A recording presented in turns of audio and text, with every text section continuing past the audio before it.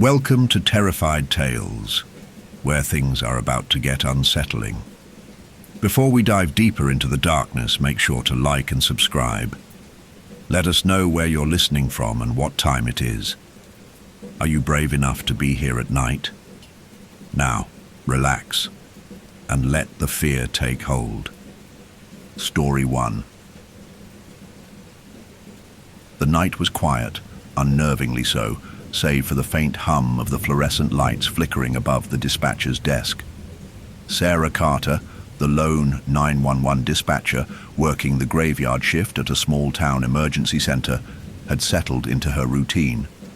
The midnight hour hung heavy as the occasional call drifted in, the sort that made her yawn or roll her eyes, typical fender benders, lost pets, or odd noise complaints. But tonight, something was different. The air felt thicker, the silence too still. Her eyes occasionally flickered over to the clock on the wall, the red digital numbers flashing in stark contrast to the deep shadows of the empty office. The phone's sudden ring broke the monotony, its shrill sound like a jolt to her senses. Sarah hesitated, brushing her fingers through her hair before picking up the receiver. 911, what's your emergency? She said, her voice professional yet strained from the endless night.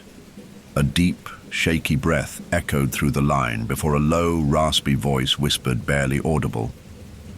He's inside. Please hurry. The words, fragile and filled with terror, sent a ripple of unease through Sarah's chest. Ma'am, can you hear me? Tell me your location. What's going on? Sarah's voice was calm, but her mind raced. There was no one else in the building. She was alone. And something about the urgency in the caller's voice felt wrong. There was a soft, breathy sob on the other end, and then the line went dead. Sarah's heart thudded in her chest as she instinctively pressed her fingers against the receiver, hoping the caller would come back, but nothing. Silence. Just the static hum of a dead line. Her hands shook slightly as she set the phone back in its cradle.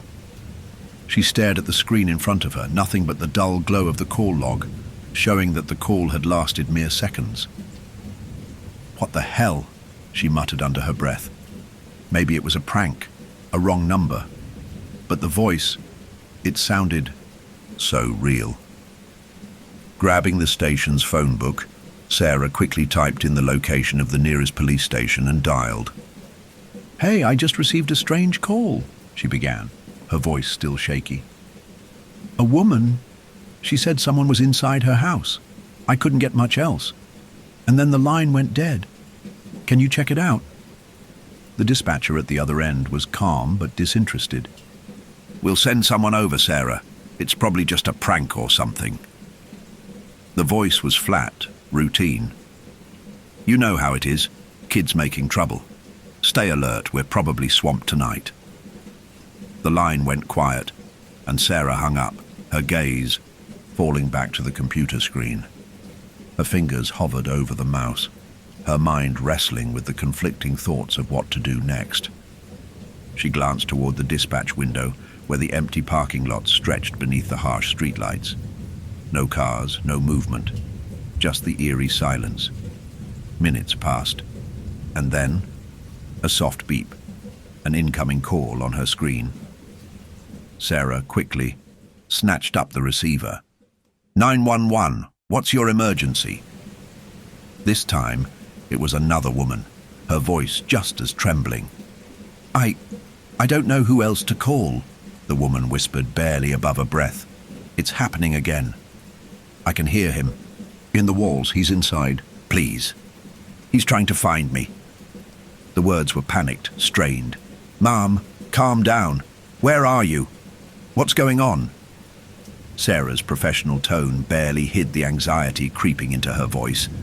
This didn't sound like a prank anymore. It sounded like something else. The voice was distant, but Sarah thought she heard the words, "Help me. They're all dead." Before Sarah could ask any more questions, the call cut out again. Frustrated and nervous, Sarah checked the call logs again, her eyes widening in disbelief. The call she'd just received. It wasn't in the system, the previous one from earlier. It had disappeared as well. No record of either call. No trace, no data. Her breath caught in her throat. This was not just a glitch. The calls were vanishing. No trace, no history, no data, nothing. Sarah's fingers hovered over the keyboard again. She had to make sense of this. She scanned the nearby town map, considering whether to call back the woman or drive to the location herself. But before she could make up her mind, a figure entered her peripheral vision. Sarah? She turned quickly, startled. Standing in the doorway of the dispatch room was Officer Mark, a retired cop who had once worked in the same building. He'd been coming by to visit ever since his retirement, offering his wisdom on the old cases he'd worked on. "Oh, hey, Mark," Sarah said, forcing a smile. "Just had a weird call. Can't make sense of it." Mark raised an eyebrow. "A call, huh? From that old house over on the east side?" Her breath caught. "What do you know about that house?" Mark gave a weary look, rubbing his graying beard. "Well, I'll tell you, that place has a history. The woman who lived there. She disappeared a few decades ago, right after calling 911. Same thing she said, word for word. He's inside. Please hurry." They found her body a few days later, but there was no sign of the man. The whole thing, it was a mess. A chill ran down Sarah's spine as she listened intently. "She said the same thing?" she whispered. Mark nodded. "Yep. And here's the kicker. The thing is, no one could trace the call. No record. It was like she just vanished. Same as tonight." Sudden cold wave washed over Sarah. I just got a call from there, just now." Mark's face hardened. Did it sound like that same woman? The voice, I mean. She nodded, her mind reeling. Yes, exactly like her. Mark's expression darkened. "Be careful, kid. That house has a way of repeating things. Some say it's cursed, but I don't know. I worked the case all those years ago and couldn't find a damn thing. But there's something there. Something old." The room seemed to close in on Sarah as Mark's words hung in the air. She tried to shake off the growing sense of dread creeping over her. But as she sat back down at her desk, the silence of the empty dispatch room felt like a tangible presence. The phone rang again. The second the phone stopped ringing, Sarah's fingers hovered above the receiver. Her heart pounded in her chest, the silence pressing in like an invisible weight. She looked at the blank screen in front of her, the call logs completely wiped, clean. Not even a trace of the strange call she had just received. The hairs on the back of her neck prickled. "Just a glitch," she whispered to herself. "That's all this is, a glitch." But even as she muttered these words, she couldn't shake the uneasy feeling that gripped her. The hairs on the back of her neck stood at attention, the room feeling colder by the second. She glanced over at the clock. It had barely been an hour since the first call. Her mind replayed the words, the breathy whisper of the woman who had called, pleading for help. "He's inside. Please hurry." A sense of déjà vu settled over Sarah. She felt as if she was standing on the edge of something dark, something sinister. And then she heard it. Footsteps. Soft, slow footsteps. She turned, quickly, expecting to see someone walking into the room, but no one was there. The footsteps stopped, and for a moment, the only sound in the room was her own breathing. She strained her ears, hoping it was just a trick of the mind. But the house, the dispatch center, was dead quiet. There was no one else here but her. A wave of panic washed over her. What was that? "Get it together, Sarah," she muttered to herself, sitting back down in her chair. She pressed the button for the phone system again, praying that the next call wouldn't send her spiraling into madness. And then, just like that, the phone rang again. The voice on the other end was sharp, urgent. 911, what's your emergency? She asked, fighting to keep her tone steady. It was the same voice from the first call. It came through faintly at first, like a distant echo, but as the woman spoke, it grew clearer. They left me here. They won't come back. Please. Please. Help me. There was a long pause, followed by a soft sound. Something like someone dragging themselves across the floor. Who is this? Sarah asked, struggling to contain her rising dread. Where are you? Tell me your location, ma'am. But there was no response. The line went dead once more. Frustrated, Sarah slammed the receiver down. She grabbed the logs again, searching for any trace of the incoming calls. But once again, nothing. The system had erased every call, every log, every record, as if they never happened. Her hands trembled as she reached for the old, worn notebook where she jotted down details of every call.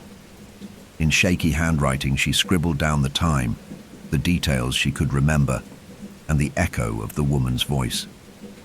He's inside.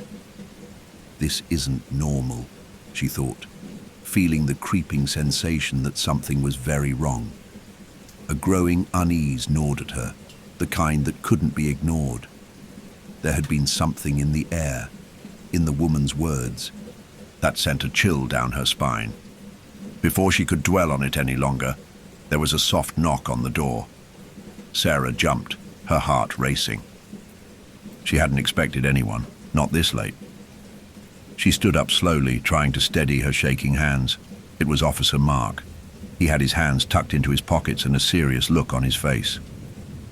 "Hey, Sarah," he said, pushing the door open slightly, looking around the room with a concerned expression. "You okay?" "Yeah," she said, forcing a smile. "Just a weird night. More calls, but there's no record of them. Nothing's showing up in the system. It's like they never happened." Mark raised an eyebrow. "You sure? This isn't like you. I thought you were used to this kind of thing by now." "Yeah, I am," she replied, brushing it off. "But something feels off tonight, I don't know. Just this one call. It felt real. Too real." He leaned against the doorframe, clearly not convinced. "Maybe you just need some rest. You're probably overtired. I mean, the whole town's practically empty tonight. You might be hearing things."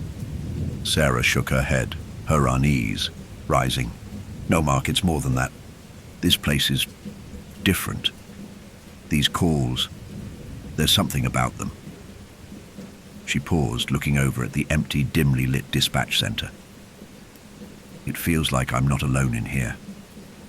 Mark's expression softened. He stepped into the room fully, lowering his voice. "Listen, Sarah. I know you're still getting used to being here alone at night, but you've got to be careful with stuff like this. Sometimes you start imagining things. It's all part of the job." He let out a small, comforting laugh. "You've heard the stories. The old places, people get superstitious. It's all in your head." But his reassurance did little to calm the knot of anxiety twisting in her stomach. Her gaze drifted to the dark windows, where the faint outline of trees swayed in the wind outside. There was something unnerving about the stillness. And Mark's words didn't seem to ease her fear. In fact, they made it worse. The room felt colder than before. Her fingers brushed against the desk, but they were trembling. The shadows in the corners seemed to stretch, reaching, clawing at her sanity. Mark noticed the change in her posture. "Sarah," he said quietly, "I don't want you to get worked up over something that's not even real. We'll figure this out, okay? Just get some sleep and we'll take care of the rest." "There's no reason to..." The sudden shrill ring of the phone cut through the conversation, its loud sound echoing in the otherwise silent room. Sarah froze. Her pulse quickened. It was the same ringtone as before, but this time something was different. 911, what's your emergency?" she said, her voice barely above a whisper. On the other end, there was only silence for a long, agonizing second. And then, the voice. But it wasn't the voice of the woman from before. No. This time, it was different. It was her own voice. "Sarah," the voice whispered. "You're inside now." Her breath caught in her throat. Her mind raced, and for a moment she was paralyzed. How could this be happening? "Who is this?" she gasped. Stepping back from the desk, her eyes wide with terror, the voice on the line chuckled, a soft, mocking laugh. "You'll never leave." And just like that, the line went dead. The phone went dead, its eerie silence still ringing in Sarah's ears. She sat frozen at the desk, staring at the receiver, her heart thumping in her chest like a drumbeat. Her fingers trembled as she slowly reached for the phone again, unsure if she even wanted to hear another word, but her curiosity pushed her forward. The call had been too real. The voice, her own voice. It had felt too real. But when Sarah glanced at the call log again, her stomach sank. The screen was still blank. No record of any call. It was as if the phone had swallowed it whole, erasing any trace that the call had ever happened. The previous calls, the strange whispering woman, all gone, vanished into the void. No data, no history, just empty space. She swallowed hard, her mind struggling to keep up with the unsettling reality. She could hear the hum of the fluorescent lights above her, but it sounded distant, as though the room itself were growing more and more detached from reality. There was a sudden, sharp crack, like something breaking. The hairs on the back of her neck stood up. Sarah spun around in her chair, half expecting to see someone standing there, but the room remained as empty as before. A cold breeze stirred. The hair at her temples and the shadows in the corners of the room seemed to grow longer, darker. Mark had left after their brief conversation, probably thinking that Sarah was just overtired, or perhaps even a little paranoid. But Sarah knew better. She couldn't shake the feeling that she wasn't alone in the room. No, it's more than that, she thought. Something is happening. The soft click of the desk's keyboard broke the silence as Sarah moved her hands, without thinking, to type up a report. But when she hit the keys, they didn't feel right. The buttons pressed harder than usual, and there was something off in the rhythm. Sarah paused, looking down at her hands as if they belonged to someone else. It was then that she noticed it. The reflection of her hands on the screen was slightly out of sync, moving a fraction of a second after she did. She blinked and quickly withdrew her hands, but the image remained, lingering in the dim glow of the monitor. It wasn't her imagination. Her reflection was still typing, as if mocking her. Sarah's breath hitched, and her fingers trembled as she slowly reached out to press the escape key. As she did, the reflected hands on the screen paused, then slowly lifted, as though responding to her every movement. But it didn't stop there. The reflection of her face stared back at her, and Sarah felt her stomach drop as she saw her own mouth move without her having spoken. "You shouldn't have come back," it whispered, the reflection's lips forming the words perfectly in time with her own. Her breath caught. She turned quickly to the mirror on the opposite wall, her reflection staring back at her. But this time, the reflection didn't blink. This isn't happening. It's just a glitch, she thought, but the words rang hollow in her mind.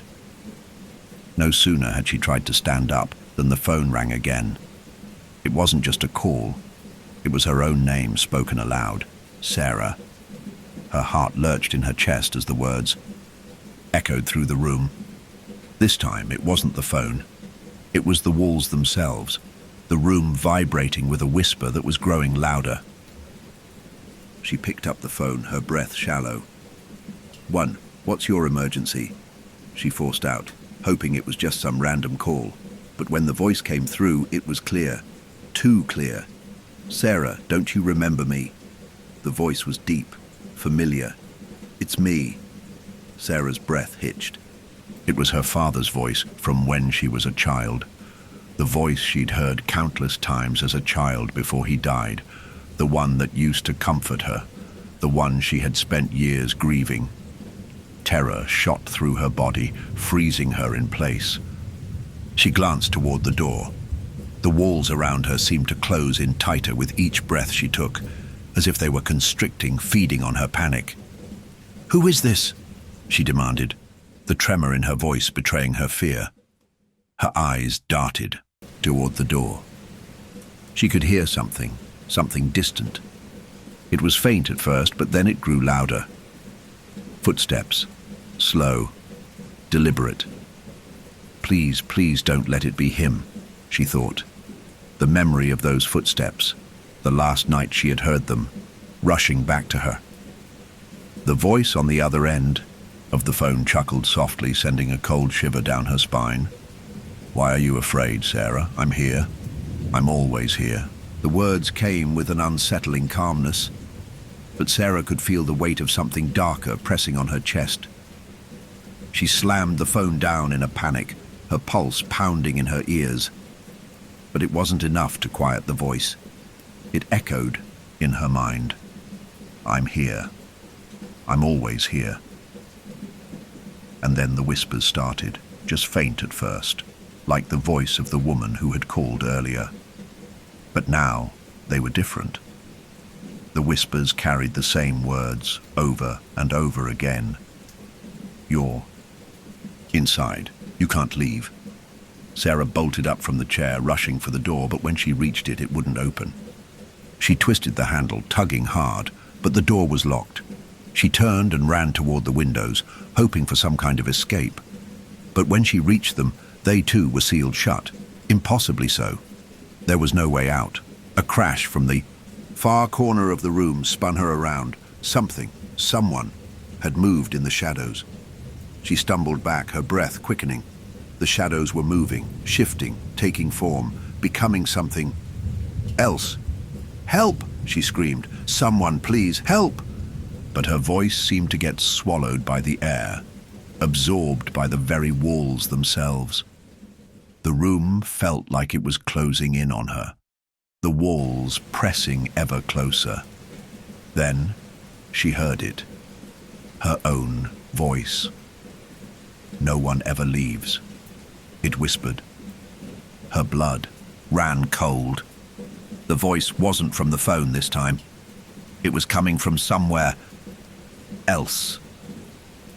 The door swung open with a sharp crack, and Sarah spun, her heart hammering in her chest. The shadows in the room seemed to dissolve as she heard footsteps, growing louder, heavy, deliberate. Sarah turned and ran for the exit again, but this time the hallway seemed to stretch out before her, endless.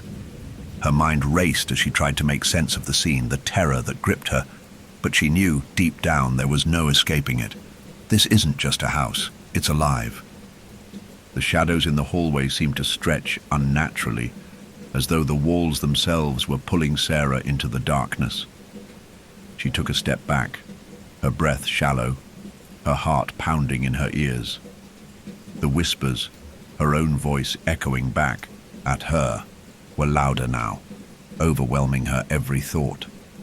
The air felt thick, oppressive, and the temperature seemed to drop as she stumbled back from the door. Her mind screamed at her to leave, but the longer she stayed, the more impossible. It seemed to escape. The hallway ahead appeared endless, and yet it also felt suffocatingly small. The more she looked down it, the more the walls seemed to close in on her, pushing her back toward the room she'd just fled. Her fingers scrabbled against the door handle once again, but it was no use. It wouldn't budge. With panic rising, Sarah turned on her heels and tried to run deeper into the house, hoping to find another way out. The footsteps behind her grew louder, not following her, but somehow in front of her, echoing in time with her own movements, as if mocking her every step.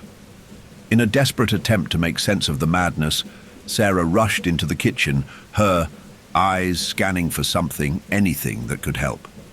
But the sight before her stopped her in her tracks. The kitchen, which had been immaculate when she first arrived, was now flooded with water. It was as though the house itself was bleeding, the water seeping up from the cracked floorboards, its surface shimmering in the dim light. The water was an unnatural shade of black, dark and oily, reflecting the dim lights overhead, but with a viscosity that felt wrong, alive. A single drop of water splashed from the ceiling and hit the countertop. Sarah stared at it, her eyes wide, in horror. She could hear it now, the whispers coming from the water, low, raspy murmurs, like voices trapped beneath the surface. The voices of those who had come before her. Slowly, she knelt down, her fingers trembling as she touched the water. The moment her skin made contact with the liquid, a sharp pain shot up her arm, as if the water was a living thing feeding on her touch. The whispers grew louder. She jerked her hand back, her pulse racing. The water rippled, twisting like it was trying to pull her in. "Get out!" a voice hissed, one that sounded so familiar, so much like the voice of the woman who had first called for help. "Get out, before it takes you too." Sarah spun around, her eyes darting from corner to corner, searching for the source of the voice. But the room was empty. The door to the backyard was wide open, the night air heavy with the scent of rain. She had to leave. She had to get out before it was too late. But as she tried to turn to flee, the water shifted again, spilling over the edges of the countertop and splashing onto the floor. The house groaned, a deep, low rumble that seemed to come from beneath the floorboards, from the very walls themselves. It was as if the house were alive, and it was waking up. The front door, the one she had attempted to escape through earlier, slammed shut with a deafening thud. The windows rattled, shaking with the force of some unseen force, and the water in the kitchen swelled higher. It reached Sarah's ankles, then her knees, swirling like a whirlpool, as though trying to pull her back into the heart of the house. The voices grew more insistent, louder, until it felt like the walls were closing in on her. Her pulse quickened. "Please," she gasped, her throat tight, tears stinging her eyes. "What do you want from me?" The house didn't answer. Instead, the floor beneath her buckled and cracked, the sharp sound of splintering wood filling the air. She stumbled backward, horrified. The walls seemed to ripple and shift, contorting, as though the very structure of the house was alive and moving, and then, with a sickening lurch, the ceiling began to leak, the water falling in sheets from the corners of the room. The lights flickered and buzzed, casting eerie shadows that danced across the walls. The dark, oily water began to rise faster now, flooding the kitchen, pushing her toward the center of the room. There was no escape. In her panic, Sarah grabbed the kitchen table, trying to steady herself, but the water was rising too quickly. Her shoes were now submerged, and the cold, slick liquid clung to her legs, dragging her toward the center of the room. She could hear the voices now, clear, unmistakable, whispers that turned into words. "You cannot escape." Sarah screamed, her hands reaching out in a desperate attempt to grasp anything solid. But the kitchen was a blur of motion, water sloshing, the walls trembling, and the ceiling continuing to crack. It felt like the house was coming apart at the seams, and she was the reason. With a final panicked breath, she spun and bolted toward the door to the hallway, but the water surged forward, pushing her back. Her body collided with the kitchen island as she stumbled, her head spinning. The house felt like it was swallowing her, its walls pulsing and shifting as if alive. With no way out, she collapsed to the floor, her vision blurry from the rising water and the fear that clutched at her chest. She gasped for air, the cold water swirling around her, pulling at her limbs, and then, from the shadows in the corner of the room, the woman appeared. She was drenched in black water, her face contorted in terror. Her hollow eyes locked onto Sarah's, her lips parting as if to speak, but no sound emerged, just a faint, breathless whisper. "It's too late. The woman breathed, her voice like a cold breeze. "You've crossed the line. Now you're part of the house." Sarah's blood ran cold as she realized the truth. The house wasn't just haunted by spirits. It was feeding off them. And now it was feeding off her too. With a sudden, terrifying clarity, Sarah understood. The house had been waiting for her, and the floodwaters? They weren't just water. They were the house's way of claiming her. The kitchen was now a dark, oppressive tide, the water swirling around her as if pulling her towards something unseen. The woman's reflection in the water twisted and warped. Growing darker, the whispers growing louder, filling Sarah's mind. There was no escaping the house. The water continued to rise, inching its way towards Sarah's chest, the dark, oily liquid swirling in unnatural patterns. Her body felt heavy, weighed down by both the water and the suffocating presence that seemed to consume the house from the inside out. Every breath she took felt harder, the air thick with a damp, stagnant smell that seemed to cling to her lungs. The shadows around her deepened, closing in like an inescapable darkness. But as the water reached her chest, something shifted. It wasn't the pressure of the water, but the way the air itself seemed to change. The whispers faded for a moment, replaced by a new disturbing sound, the faintest echo of footsteps. They came from behind her, slow and deliberate, almost as though someone or something was walking toward her through the rising water. Her head snapped around, her breath catching in her throat. The dark shadows in the corner of the room rippled, and then from the depths of the swirling blackness, figures began to emerge. Ghostly shapes, barely visible at first, moving through the water as though they were part of it. They drifted toward her, their eyes hollow and empty, their faces twisted in agony. They were not entirely human. Their bodies seemed to shimmer, flickering like distorted reflections on the surface of a pond. Sarah stumbled backward, her pulse pounding in her ears. "What are you?" she whispered, her voice trembling. The figures didn't respond in words. Instead, they moved closer, their presence oppressive, suffocating. One by one, they seemed to materialize out of the black water, their features gradually becoming clearer. Their eyes, dark and sunken, locked onto Sarah, and the air seemed to freeze around her, as if the very temperature of the room had plummeted to the freezing depths of some forgotten grave. There was something ancient.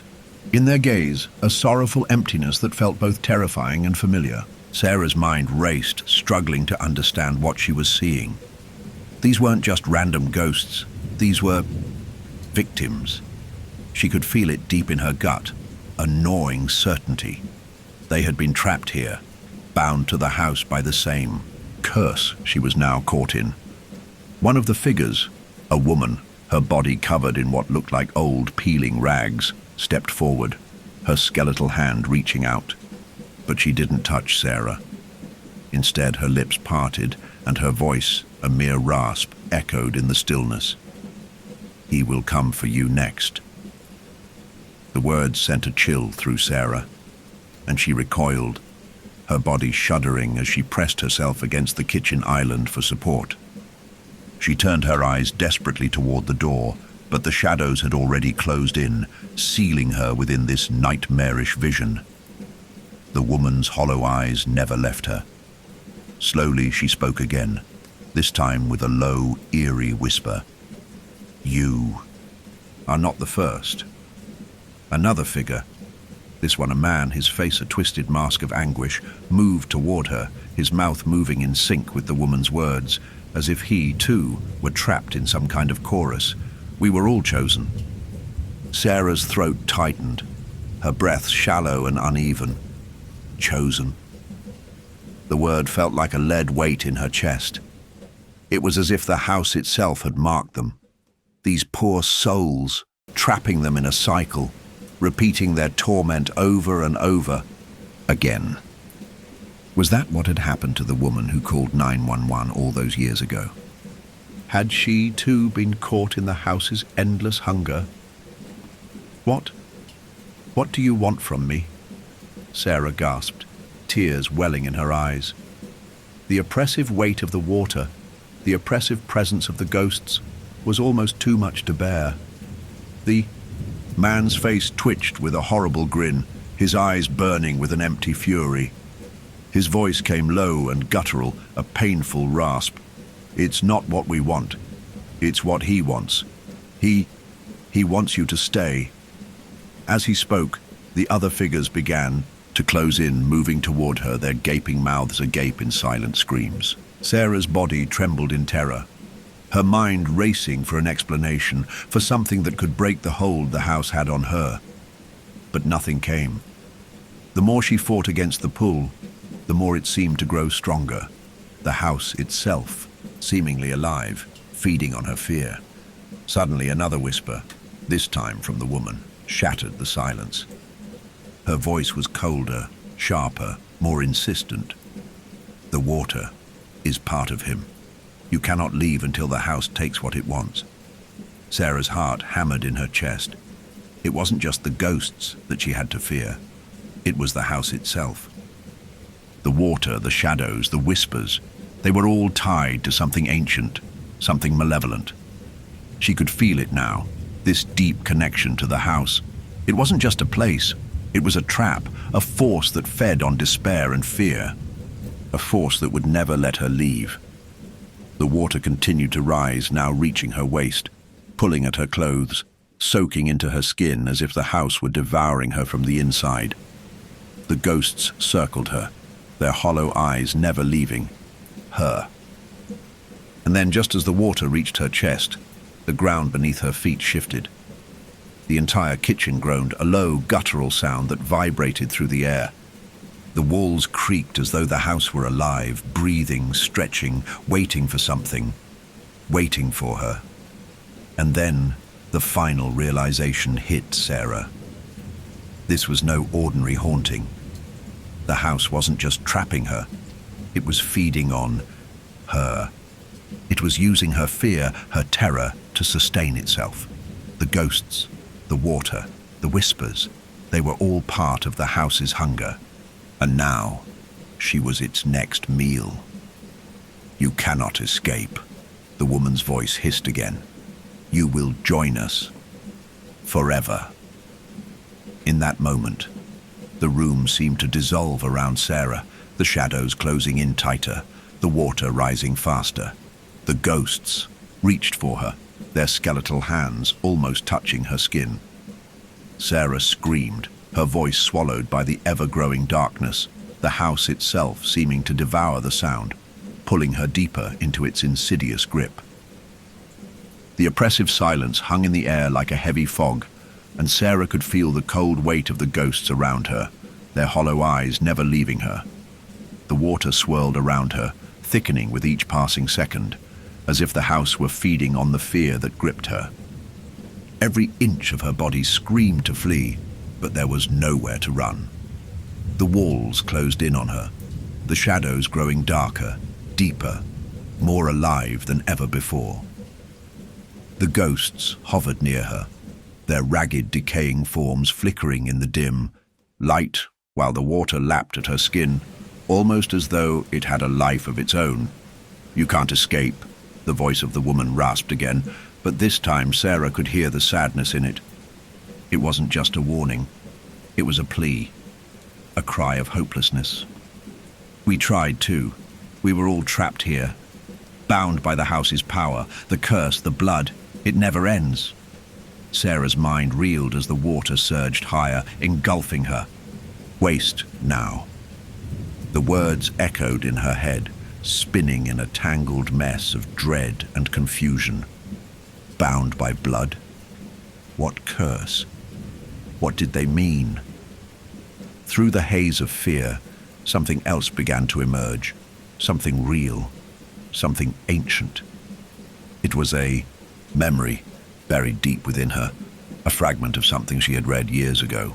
Her grandfather's voice suddenly whispered in her ear, his words as clear as day, despite the years that had passed since his death. That house, it was built on sacred ground. Not just any land, blood-stained ground. You can never trust a place that was raised over a burial. She gritted her teeth, forcing herself to focus. She couldn't afford to let the fear drown her mind. There had to be a way out. The voices, the water, the spirits, they were all connected. But how? What had they meant by the curse, the ritual? The blood is the key, one of the ghosts, an older man this time, his face ashen and wrinkled like old paper, whispered. His voice was barely audible, drowned beneath the roar of the rising water. It must be spilled again. The curse will never end until the ritual is complete. Sarah's eyes widened in realization, her heart slamming against her ribcage. Blood. The house was feeding off the blood. Her blood. The blood of the lost souls who had come before her. The ritual wasn't just about trapping people here, it was about sacrifice. Her grandfather's warnings echoed in her mind. The house feeds on blood. Her hands trembled as she tried to push the thought away. She didn't want to believe it, but the pieces were falling together. "You're the last," the ghost said again, his voice sharp and final. "The last of them. The bloodline. You are the one who must finish the ritual." Suddenly, Sarah's head spun with the weight of the realization she was the last of the Mendez family, the one whose bloodline had been tied to the house. Her family's history, her very existence, was tied to the curse. This was the reason she had been drawn here, the reason the house had called her back. It all made sense now. The house, the spirits, the water, they were all trapped in an endless cycle. And Sarah? She was the final piece, the one who could either break the cycle or be consumed by it. The ritual, the sacrifice, had to be completed, and she could feel it deep inside her bones. She was being pulled into the very heart of it. The shadows grew darker as Sarah stepped back, her chest tightening with a cold dread she could barely comprehend. But what choice did she have? One of the figures, the woman from earlier, her form more solid now, moved closer, her skeletal hand outstretched toward Sarah, her empty eyes filled with anguish. The woman's voice was low and mournful, as though it carried the weight of years of suffering. "You will be the one who completes it," the woman whispered. "You will set us free." A cold gust of wind swept through the room, swirling the water around her like a vortex. Sarah staggered backward, nearly losing her balance as the whirlpool began to pull at her feet. It was as if the house itself was trying to suck her into the depths of its haunted history, drawing her into its cursed heart. "Set you free?" Sarah gasped, choking on her words. "How? What do you want from me?" "You are the key," the woman said, her voice echoing with a terrible finality. "The blood, your blood. The house will not release us until the ritual is done. We cannot escape, and neither can you, unless you finish it. The blood must be spilled once more." Suddenly, the entire room seemed to ripple. The walls, the floor, even the air itself began to vibrate with an ominous energy. The water was rising higher now, swirling with violent force, and the figures of the ghosts were becoming more agitated, their faces contorting with a mix of agony and anticipation. Sarah's mind raced as she struggled to understand what they were asking her to do. The curse, the ritual, it was all tied to her bloodline. The ghosts were trapped here, bound by the same force that had trapped her. The house wanted her to complete the ritual, to spill her blood, to set the spirits free. But at what cost? "You have no choice," the man's voice came again, filled with cold certainty. "It is the only way to end the cycle." Terror gripped Sarah as the realization hit her like a tidal wave. There was no escaping the house. It had chosen her. Her blood was the final piece of the puzzle. The ritual would either free the spirits or trap her here. just like them. The room seemed to darken further, the shadows pressing in on her, the whispers growing louder, becoming more frantic. The house was waiting. It needed her. Her blood. But at that moment, Sarah made a decision. She couldn't let the house win. She couldn't let herself be consumed, trapped in the cycle that had destroyed so many others before her. There had to be another way. She wasn't just going to give in. She wasn't going to be another victim of this place. With every ounce of strength she had left, she waded deeper into the rising water, her hands shaking as she searched for something, anything, that might break the house's hold on her.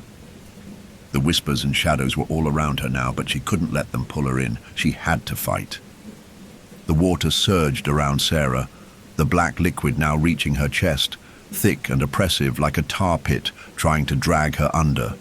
She could feel it, the weight of the house pressing down on her, the walls closing in, the whispers growing louder, more insistent. The shadows seemed to grow teeth that gnashed and hissed in the dark. There was no escaping the suffocating presence of the house. No matter where she turned, it was as though the very air was alive with the curse, binding her, suffocating her in its unyielding grip. Sarah's mind raced as the memory of her grandfather's words echoed in her head. The house was built on blood. It feeds on blood, and it will never let go until the bloodline is completed. Her blood. She was the last of the Mendez family, the last of the cursed line. And now she was trapped in the house's insidious web, caught between the pull of the ritual and her will to escape.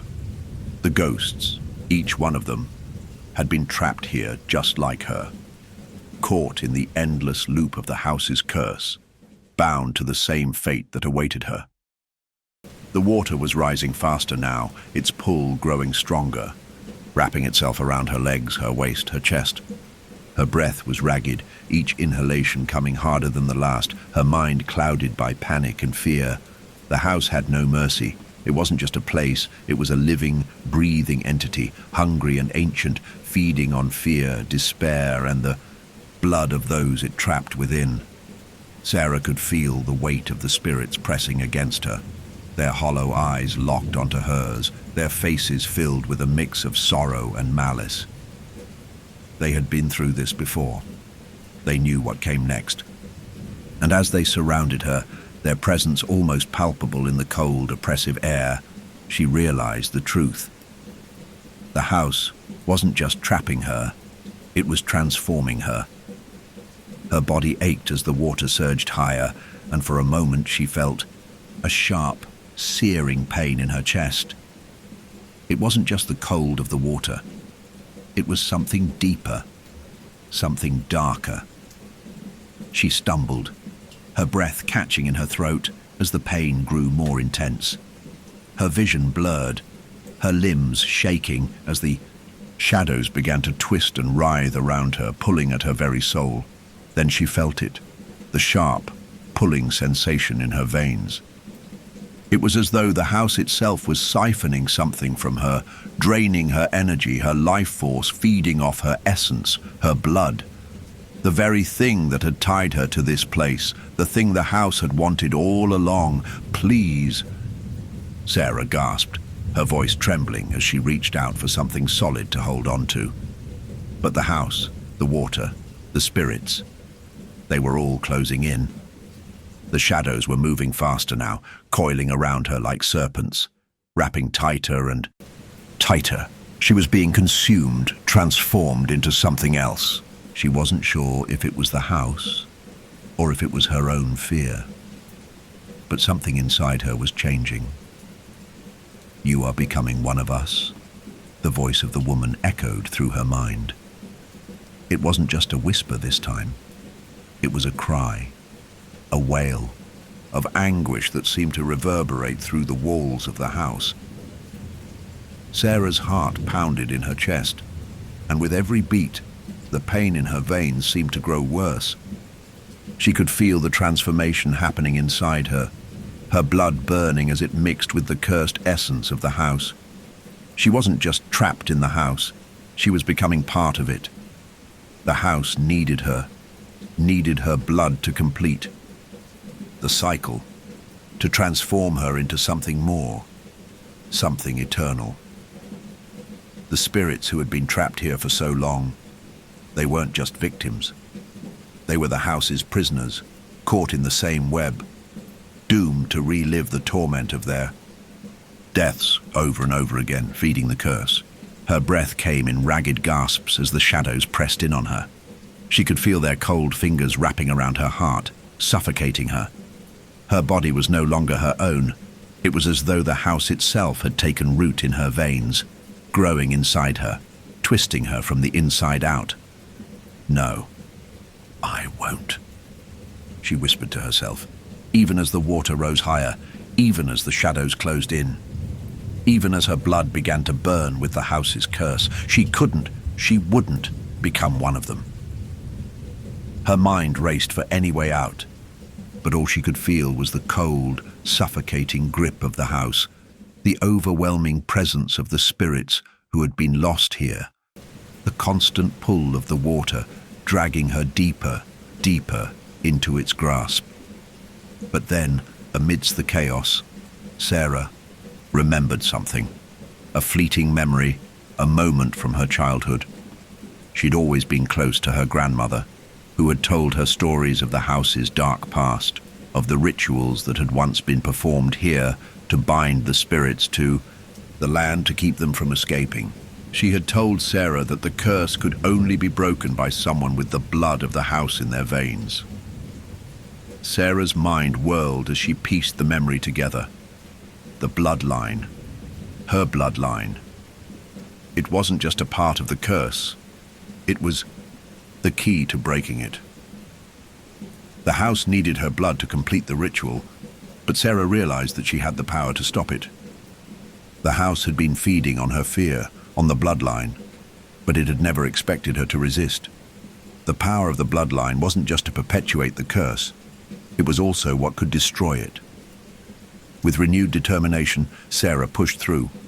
The pain, her body shaking violently as she fought against the transformation. The house roared around her, its walls shaking, the water swirling faster, pulling her down, but she refused to let go. No. With a force she didn't know she had left, Sarah reached out, grabbing the nearest object she could find, a shard of broken glass from the kitchen island. She held it tightly, ignoring the pain in her hand as she raised it, her body trembling. Her breath hitched as she drew the shard to her palm, the sharp glass cutting into her skin. The water swirled around her, faster now, as if the house was aware of what she was about to do. But Sarah, driven by the last shred of defiance, let the blood flow freely from her hand, watching as it mixed with the cursed water. As her blood hit the surface, the house let out an agonizing screech. The shadows recoiled. The water began to churn violently, as though the house itself were in agony. This was the moment. She could feel it. The curse was starting to unravel. The blood continued to flow, staining the surface of the water that swirled around Sarah, its dark, thick surface rippling with an unnatural energy. The moment her blood mixed with the cursed water, the house seemed to howl in fury. The very air around her vibrated, as if the walls themselves were recoiling from the force of the ritual. But Sarah knew, in the deepest corners of her being, that she had done something monumental, something that could undo the curse, something that could break the cycle. But the house didn't let go easily. The water that had once threatened to drag her under now seemed to pulse with new life, darker, thicker, more malevolent than before. It churned around her, twisting like some primordial beast, as if it were fighting back, trying to pull her deeper into its grasp. The shadows that had surrounded her began to shift and move, taking on new, more sinister forms. Figures that no longer looked like the ghosts of the house's victims. These shapes were different now, more solid, more real, and they were coming for her. With a guttural sound that echoed through the house, The shadows coalesced into human shapes. They were tall, their bodies flickering with the shadows of the house, their eyes glowing like embers in the dark. They were no longer the suffering souls that had once pleaded for release. They were something else now. Something twisted. Flesh and water, one of the figures growled, its voice a low rumble like thunder. The house will consume you. You cannot escape what you are. Sarah's breath caught in her throat as the figure lunged toward her, its long arms stretching unnaturally, its fingers ending in jagged claw-like talons. The air crackled with an oppressive energy, and Sarah could feel the house closing in around her, the walls pressing tighter, the shadows flickering faster, like they were waiting for the final strike.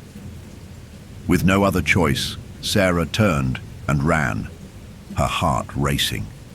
The water, the shadows, they were following her, closing in with every step she took. She had to escape. She had to find a way to break the cycle once and for all. But as she dashed through the hallway, she noticed something chilling. The walls weren't just closing in, they were changing. The house itself was twisting and shifting as though it were alive. The doors, the windows, the very floor beneath her feet, nothing was where it had been before. It was as if the house were warping itself around her, trapping her in its ever-changing labyrinth. No matter how fast she ran, the same walls, the same dark corners seemed to reappear. She was stuck. The water continued to rise, sloshing beneath her feet, and the ghostly figures that had once been mere shadows now lunged for her. One of them, the woman who had appeared earlier, reached out, her hand like a vice, her fingers cold and clammy as they wrapped around Sarah's wrist. "You cannot outrun it," the woman hissed. Her voice was a rasp, like sandpaper scraping across Sarah's skin. "The house is already inside you. The blood will call to it. It will never let you go." The woman's grip tightened, and Sarah screamed in agony, feeling the sharp pull of the house's influence seeping into her veins. It was like fire and ice at once, burning through her blood, spreading across her body, suffocating her. Her legs buckled, and she collapsed to the ground, the water swirling around her, crawling over her skin like a living thing. For a moment, Sarah thought she might lose herself in the dark embrace of the house. The pain was unbearable, the sense of suffocation all-encompassing. She could hear the whispers again, louder now, the voices of the spirits, her ancestors, pleading with her. "Don't let it take you," they begged. "Don't become part of it." But through the pain, a spark of defiance flared within her. She remembered her grandfather's words, remembered the one thing that could break the house's hold on her. The bloodline. Her blood. It was the key. Suddenly, the pain in her veins flared brighter, and with a cry of fury, Sarah tore herself free from the woman's grip, staggering to her feet. The house trembled beneath her, the walls groaning as if in agony, as though it were trying to keep her from leaving. "No," Sarah gasped, her voice hoarse as she staggered forward. "I won't be your prisoner. You won't feed on me." The shadows recoiled as she took a step, but they were still closing in. She could feel the oppressive presence of the house, the darkness that lived within it, pulling at her. The house was alive, and it wasn't going to let her go easily. But she wasn't ready to give up. Not yet. She raised her hands to the water, her blood still mixing with its dark depths. "You want my blood? Take it," she screamed. And in that moment, the house roared. It wasn't just the house. The very earth beneath her feet groaned with power, as though the curse had recognized her challenge. The water began to churn violently, throwing Sarah off balance. The walls shook with such intensity that Sarah had to steady herself against them.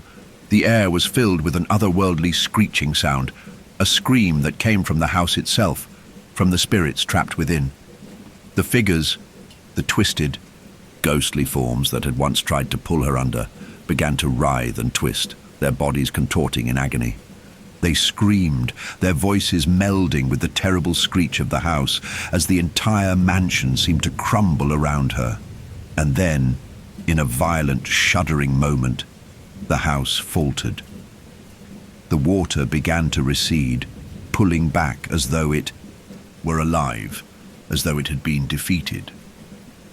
The shadows began to fade, their figures disintegrating into the air, leaving only the faintest echoes of their cries. But Sarah wasn't finished yet. She couldn't stop now. The house might have faltered, but she knew she had to finish what she had started. Sarah's mind was reeling, her body aching with the weight of the house's curses, but she stood firm. The house had faltered, the walls had trembled, the shadows had recoiled. She could feel the energy shifting, the oppressive weight lifting. Slightly, but it wasn't enough. The house had been wounded, but it wasn't dead. Not yet. The water continued to recede, but as it did, it revealed something far more sinister beneath its surface. The shadows in the corners of the room seemed to shift, their forms contorting and writhing like serpents beneath the surface of a still pond. The once silent spirits, their faces twisted in torment, were now awakening, their voices rising in a guttural chorus that filled the house with an unbearable tension. Sarah staggered back as the room seemed to collapse in on itself, the very foundation of the house trembling with the force of its pain. She knew the house had been built on a foundation of blood, on broken promises, forgotten rituals, and the deaths of those who had never found peace. But now, as the water drained away, the truth became painfully clear. These spirits, the vengeful, souls who had once been victims, they were the house's prisoners, as much a part of it as the walls and the floors. They were bound to the curse, and they were angry. She could hear their whispers now, clearer than ever before. The voices were no longer distant. They were here, in the room with her, clawing at her mind, urging her to give in, to surrender. Release us, one voice whispered, faint but sharp like the scrape of a blade. Let us go. Set us free. Another, a man this time, his voice low and guttural, echoed her words, but there was a deeper bitterness in his tone. You think you can undo what has been done? We have been here for centuries, trapped by the bloodline. You are one of us now. Sarah's heart pounded. She could feel it, the weight of their words, the pull of the house. She could feel her bloodline, the very blood that had been passed down to her, working against her, trying to drag her into the same endless cycle of torment. The woman, the first spirit to appear to her, stepped forward from the shadows, her face now more solid than ever, her form no longer a mere wisp of ectoplasm. The water had drained completely, but the air was still thick with the scent of decay, the bitter remnants of something long dead. The woman's eyes locked onto Sarah, and the air seemed to crackle with the intensity of her gaze. We are bound to this place, the woman rasped. We have always been, and now you are the last of your line. The house needs you to finish what was started. The walls groaned, and for a moment, Sarah thought the house itself might collapse under the weight of its own fury.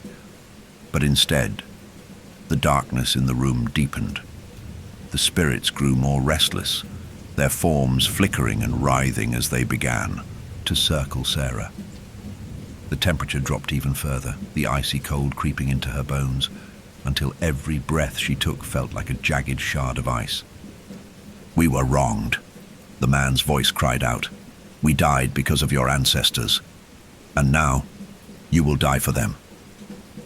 His words cut deep. Her mind flashed back to the journals her grandfather had left behind, to the stories of a curse bound by betrayal and blood. Her ancestors had built the house, yes, but they had done so at the cost of innocent lives, lives that had been sacrificed to ensure the house's power. The very foundation of the place was built on lies, deceit, and the murder of those who had been forced into service. And now, Sarah realized with a sickening clarity, the house wanted to finish what had been started. The spirits were no longer just victims. They were the house's tools, and she was the final piece of the puzzle. She was the sacrifice. But she would not give in. With every ounce of strength she could muster, Sarah fought back against the suffocating pull of the house. She had already bled for it, already given a part of herself in an attempt to break the curse. She had refused to be consumed by it. But now she had to do more. She had to finish this once and for all. With the energy of her bloodline still pulsing, through her veins she reached deep into her memory, pulling from the ancient knowledge her grandfather had left behind. She remembered what he had said in the final pages of his journal. The house feeds on the bloodline, but it is the bloodline that holds the power to destroy it. Her blood was the weapon that could break the cycle. She could feel the power surge in her, something deep within her soul awakening, something ancient that had been passed down through generations of Mendez family members, locked away in the very blood that coursed through her veins. It wasn't just her bloodline, it was her strength, her refusal to be trapped by the curse. She was the key. "No," Sarah whispered through gritted teeth. "You will not have me." The ghosts shrieked, their wails rising in a crescendo that shook the very foundation of the house. The walls groaned, the floor buckled beneath her feet. But Sarah stood firm, feeling the house's grip slowly beginning to loosen. The woman's face twisted in fury. "You think you can defy the house? It will take you, just like it took us." But Sarah only tightened her grip on the ancient knowledge that had awakened within her. She could feel it, the energy, the power, coursing through her veins. Her bloodline was not just a curse, it was her strength. And now, she had to use it to destroy the very thing that had sought to destroy her. With a forceful cry, Sarah lifted her hand, her palm open as though she were ready to release the full power of her blood. The air in the room shimmered with energy as the house itself seemed to recoil. The shadows, the figures, the spirits, they all writhed and screamed in agony as Sarah called upon the power within her to break the curse once and for all. The ground trembled beneath her feet. The walls shook violently, and the house seemed to let out a final, deafening cry as the curse began to unravel. And then, with a sudden, violent shock, everything stopped. The silence was deafening. The house trembled around Sarah as the energy she had unleashed surged through her veins, filling her with a newfound strength. It was as though the very foundation of the mansion had come alive, groaning with fury, twisting and warping under the weight of the curse that had bound it for centuries. The walls crackled, the floor beneath her feet buckling and warping, as if the house were trying to expel her from its grip.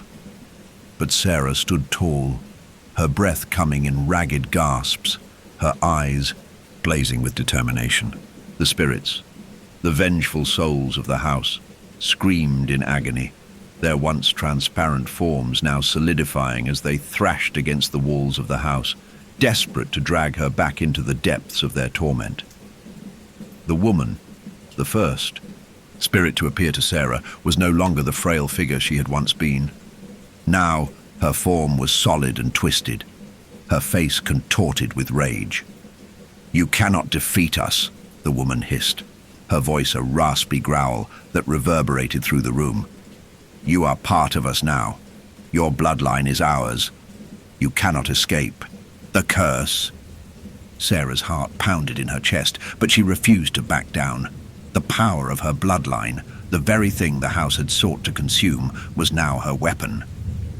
It was her key to breaking the cycle, to destroying the house's hold over her and the spirits trapped within its walls. "I won't be your prisoner," Sarah said, her voice fierce and unwavering. "I refuse to be part of this cycle. You have taken enough from my family, from these souls, but I am not the last. I will break this curse. I will set you free." The woman's eyes burned with fury as she reached toward Sarah, her long fingers twisting into claws. "You are too weak to fight us. The blood is already ours. You cannot escape what has been written in your veins." But Sarah, with the power of her ancestors coursing through her, stepped forward, her eyes locked onto the woman's. She raised her hands and for the first time felt a surge of clarity. The shadows that had plagued her, the spirits that had tormented her, and the house itself, they were all part of the same curse, feeding off fear, feeding off blood. But Sarah understood now. The house fed on blood, yes, but it was also bound to it. Her bloodline wasn't just a part of the curse, it was the curse. She had to sever the bond. She had to destroy the heart of the house, the very thing that anchored it to this world, and she knew where to find it. With a scream of defiance, Sarah thrust her hands into the water that still swirled around her, her blood still mixing with the dark liquid, and she called upon the strength of her ancestors. She felt their presence, guiding her, urging her forward. Her bloodline had been cursed, yes, but it was also a source of power, of strength, that she could harness to break the cycle. The water around her began to churn violently, as if the house was recoiling, resisting her. The walls shook, and the floor buckled beneath her feet. The spirits shrieked in agony, but Sarah didn't stop. She pressed on, feeling the pulse of the house beneath her feet. She could feel the heart of the house, the ancient, malevolent presence that had fed on the souls of those who had been trapped here. And it was time to destroy it. With a final cry, Sarah plunged her hands into the heart of the water, feeling the pulse beneath her fingers. The house groaned, its walls trembling as if in agony. She felt the bond between herself and the house, the bond that had been formed by blood, by sacrifice, by centuries of suffering, begin to crack and break. The spirits screamed in terror, their forms twisting and writhing as the power of the curse began to unravel. The house was dying. The woman, her face twisted in disbelief, reached out one last time, her voice a screeching wail. "You cannot destroy it. It is too powerful. You are nothing without the house." But Sarah stood tall, the power of her bloodline surging through her heart burning with the fire of defiance. "I am not nothing. I am the end of you." The house groaned one final time, its foundations cracking as the curse tore itself apart. The walls buckled, the floors splintered, and the water that had once threatened to consume her began to recede, pulling back like a retreating tide. The shadows shrieked and twisted, their forms dissipating into the air, fading away as if they had never been. And then the house was silent. The pressure in the air lifted, the weight of the curse evaporating as if it had never been. The water drained away, leaving nothing but the damp remnants of the house. The spirits, once bound to the mansion, were now free, their anguished cries fading into the distance. Sarah stood alone in the wreckage of the house, her chest heaving, with exhaustion, her heart racing. She was no longer bound to this place. The curse had been broken. The spirits had been freed. The house, which had once been alive with malevolent energy, was now just an empty shell, its power shattered.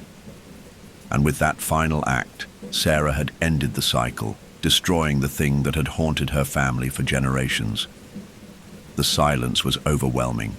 The weight of what had happened, of what she had done, settled over her like a blanket. She had faced the darkest part of her bloodline, and she had won. But even as the house crumbled around her, Sarah knew something. The curse had been broken, yes, but at a cost. Her blood had been the weapon to destroy the house, and now, as the mansion slowly fell apart, she wondered if any part of it would ever truly leave her. The house had claimed so much, had taken so many lives, but now it was gone. As the first rays of dawn broke through the cracked windows, casting a pale light across the ruined mansion, Sarah stepped out into the world beyond. She was free. She had broken the curse, but in the back of her mind she could still hear the faint whispers, the echoes of the house's dark power. And she knew, deep down, that its mark would never truly fade. The battle had been won, but the scars remained.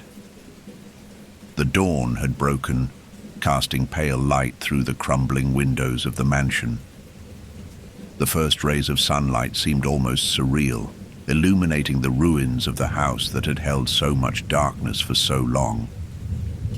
The once foreboding walls, now fractured and weakened, seemed harmless in the light of day.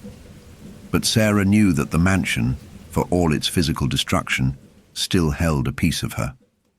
The weight of the curse had been broken, but she wasn't sure if she had truly left the house behind. She stood in the center of the wreckage, surrounded by the remnants of the house's decay.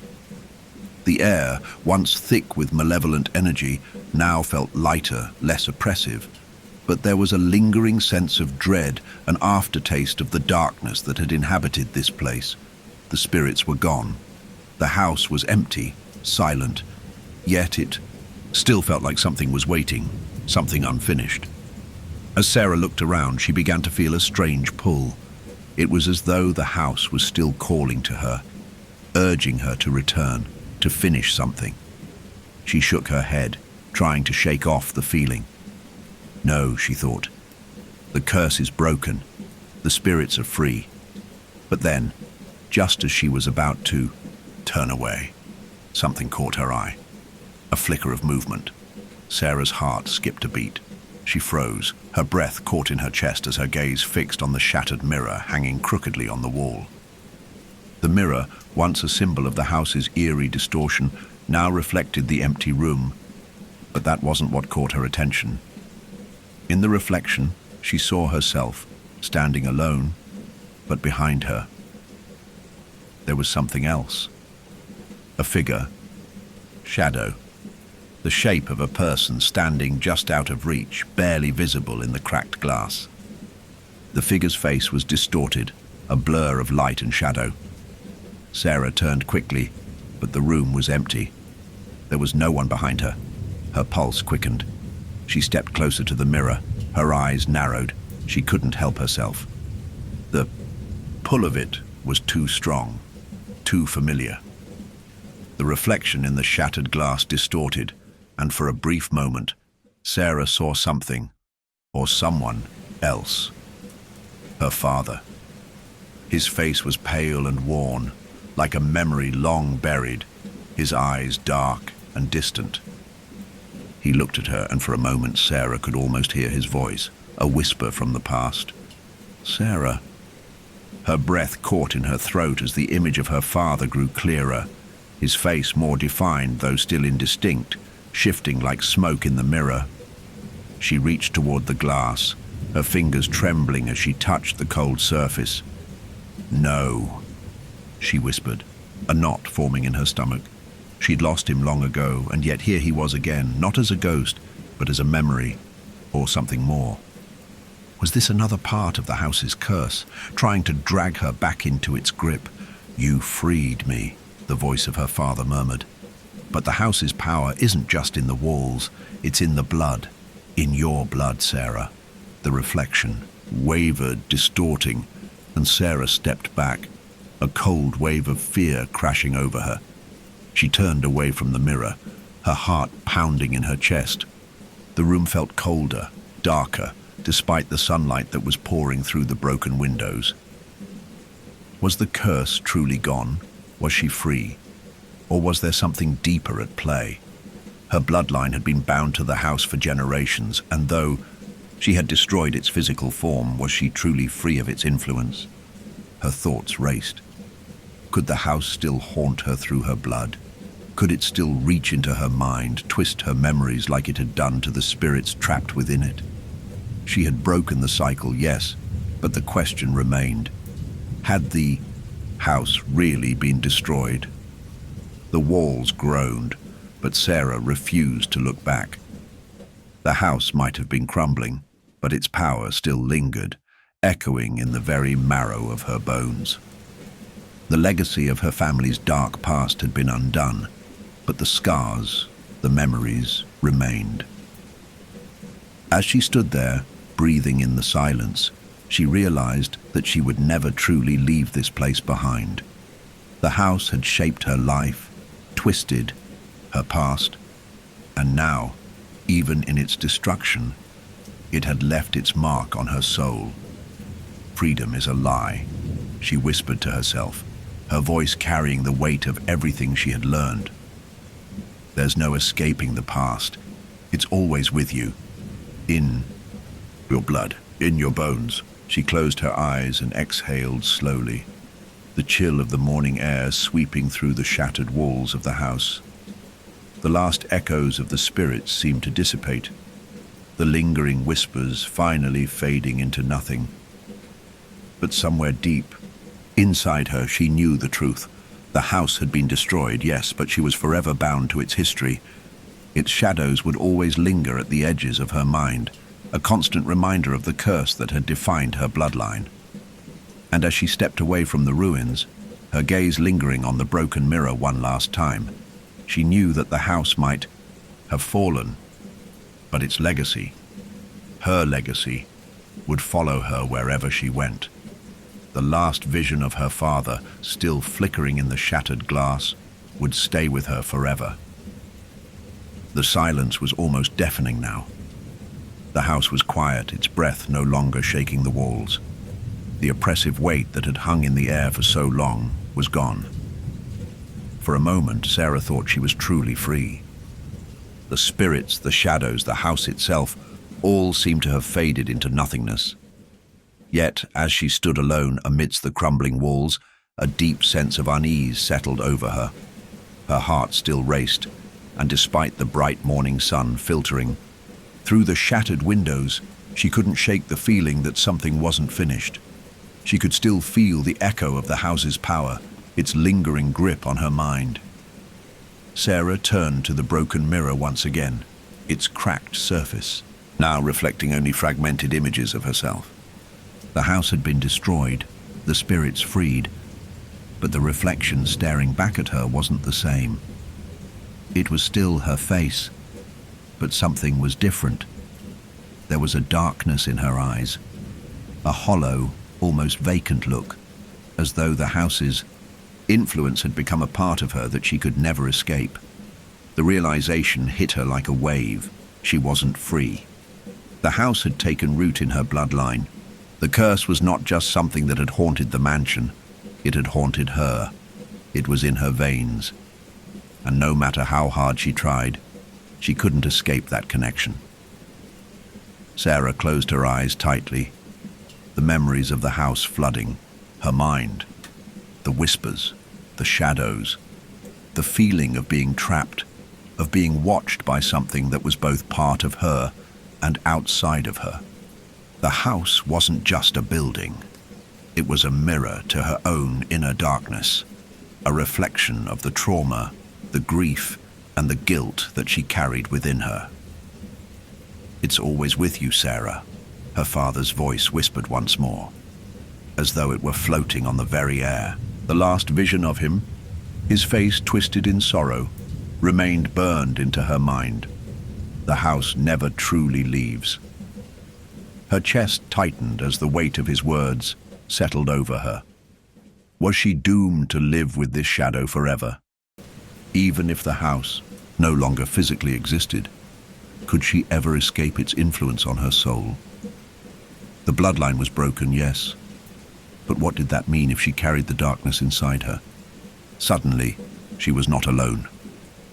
The air around her seemed to ripple, and a low hum filled the room. Sarah's eyes shot open, and her heart skipped a beat. The shadows that had faded began to creep back into the corners of the room. But this time, they weren't the same.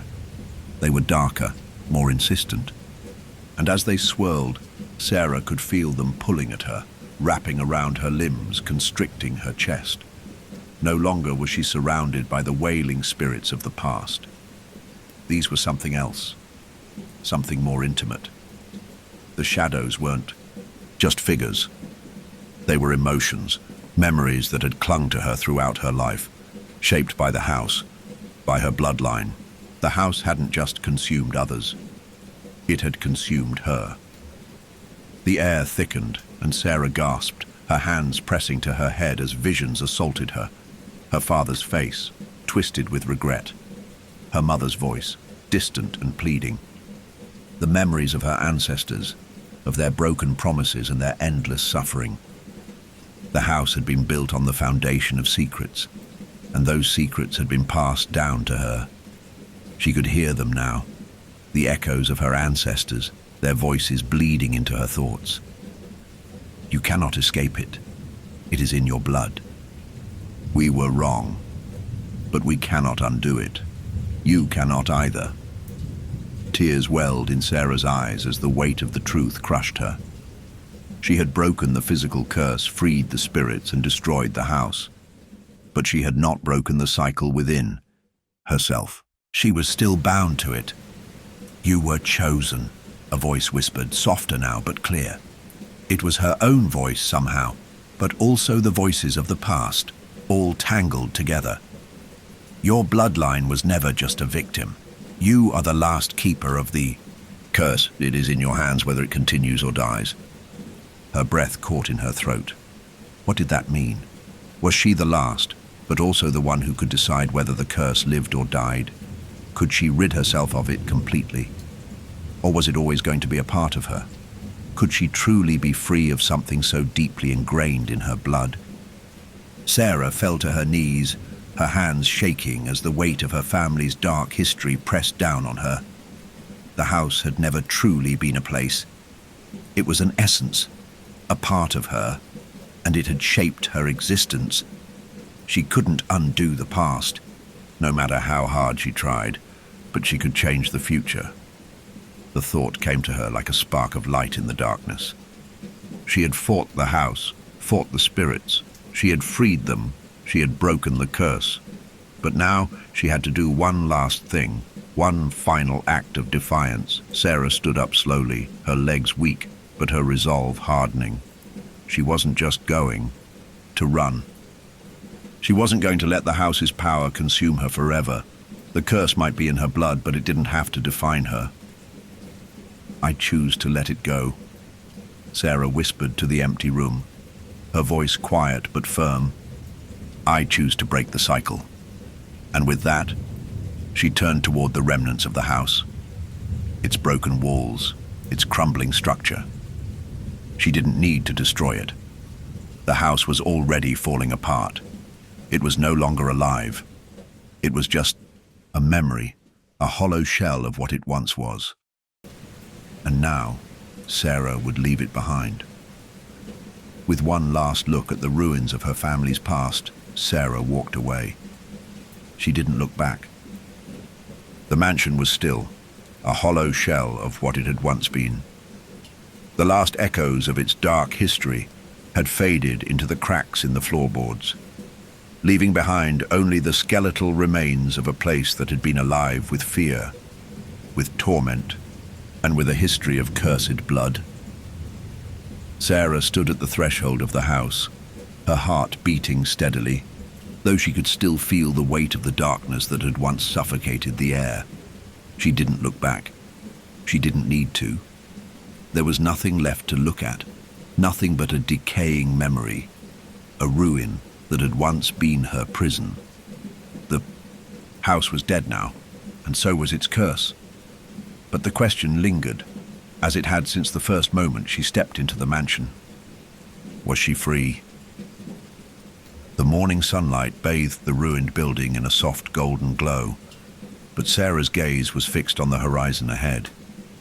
The sun was rising over the broken landscape, the promise of a new day, of a life free from the house's grasp. But the scar on her soul was deeper than any physical mark. The bloodline had been broken, the curse lifted, but the memory of everything she had faced would never truly leave her. There was no way to erase the darkness that had lived within the walls of that mansion, no way to erase the ghosts that had whispered in her ears, their cries now fading into the distance. Yet as she took her first steps away from the house, a strange peace washed over her. She had fought, and she had won. She had freed the spirits, destroyed the house, and broken the curse. In doing so, she had severed the bond that had kept her chained to her past. But what did it mean to be truly free? Sarah wasn't sure she had all the answers. She had come face to face with the darkest parts of herself, her family's legacy, the ghosts of the past, and the house's malevolent will. She had confronted her bloodline, the trauma it carried, and had made the ultimate choice to end the cycle. Yet as she walked away, the weight of it all still lingered. No, she wasn't the same person who had first walked into that house desperate for answers. She had been forged in the fires of terror, but she had survived. And that survival was a kind of freedom, one that came not from erasing the past, but from accepting it. The road ahead was unclear, but Sarah was no longer afraid. She knew that the house could no longer reach her. The curse had been broken in blood, in sacrifice, and in defiance. And now she could finally begin to heal. As she made her way down the hill, the house behind her growing smaller with each step, Sarah realized that the true power lay not in destroying the past, but in the strength to move forward, despite it. Her bloodline might have been cursed, but she had proven that even the deepest darkness could be overcome. And so the house became nothing more than a distant memory, its power, its influence, its pull all gone. The spirits had been freed, the curse had been broken, and Sarah, she was finally free to live her life, to step into a future that had once seemed impossible. But as she walked, she couldn't help but wonder, was freedom ever truly possible? Could one ever escape the past completely, or did it always linger, like a shadow just out of sight? The answer, perhaps, didn't matter anymore, because for the first time in her life, Sarah chose to live in the present. She chose to embrace the future, to move forward, knowing that whatever happened, she had the power to shape her own story from here on out. And as she walked into the unknown, she smiled, knowing one thing for certain. The house was no longer her prison. She was free. You're deep into the story now, and the horrors are only escalating. If you're still with us, don't forget to like and subscribe. Tell us where you're listening from in the comments. Who else is staying up late to face this nightmare? Settle in. The terror continues. Story 2. Robert had always found comfort in the late-night hours. The mall was quieter, the usual hum of the daytime bustle now replaced by the distant echoes of his own footsteps. He loved the solitude, the peace it brought. But tonight, something felt different, like an itch at the back of his mind, a nagging sense of unease he couldn't shake. The hallways stretched out before him, dimly lit by the flickering fluorescent lights overhead, casting long, jagged shadows along the polished tile floors. It was as if the mall itself was holding its breath, waiting for something. The rain outside pounded against the glass windows like a drum, the wind howling as it swept through the empty parking lot. Robert wrapped his jacket tighter around his shoulders, shivering despite the warmth of the security office. As he walked down the hall toward the far end of the mall, a strange silence seemed to fall over everything.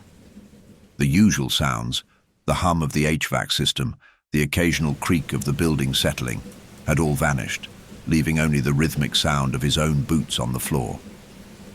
He paused for a moment, letting his gaze drift over the empty storefronts. The mannequins in the windows stood like silent sentinels, their vacant eyes fixed on nothing in particular. The mall felt abandoned, even though he knew it wasn't. He had made this walk countless times before, but tonight it felt different, more oppressive, as if something was waiting just out of sight, watching him from the shadows. His flashlight, the only source of light other than the flickering overheads, cast eerie reflections on the glass and metal. He shone it down the hallway ahead of him, the beam cutting through the darkness. It was then that he saw it. At the far end of the hallway, standing just beyond the reach of the dim lights, was a figure. A man, dressed in a hoodie, facing away from him. The hood was pulled low, obscuring the figure's face, but there was something about the way he stood that sent a chill crawling up Robert's spine. He was motionless, too still.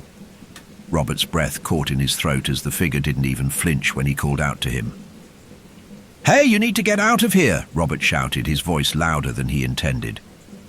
"This mall is closed. You can't be here." The figure remained perfectly still. "Hey!" Robert called again, more forcefully this time.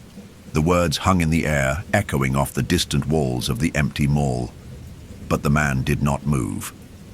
Robert's heart began to race as he felt a knot tighten in his stomach. The longer he stared at the unmoving figure, the more wrong it seemed. His first instinct was to walk over and confront the man.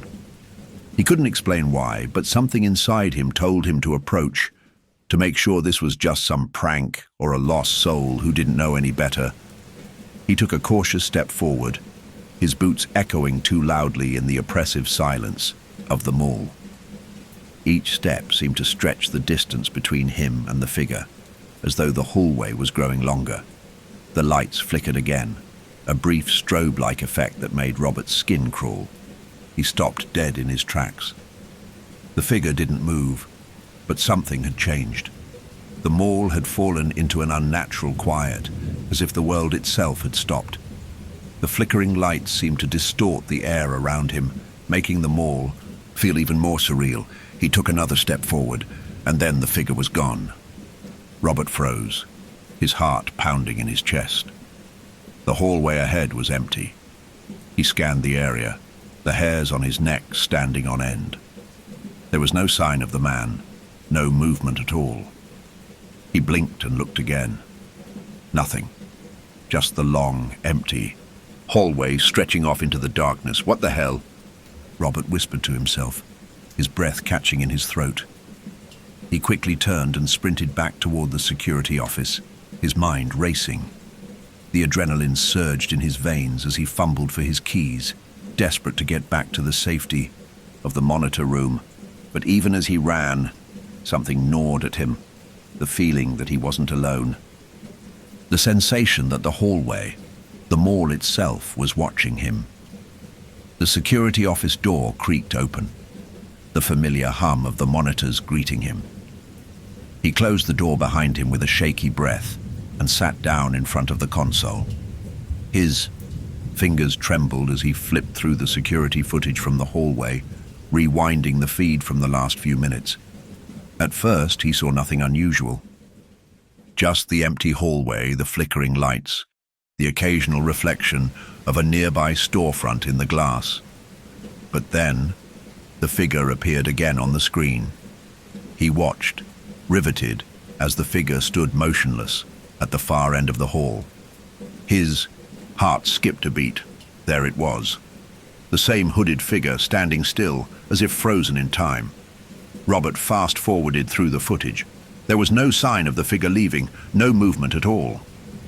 It was as though he had simply materialized in that spot.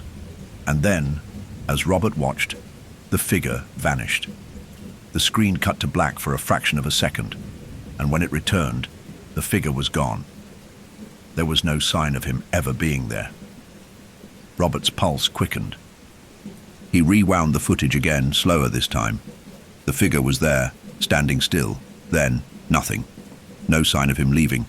No footsteps. No movement at all. Am I losing my mind?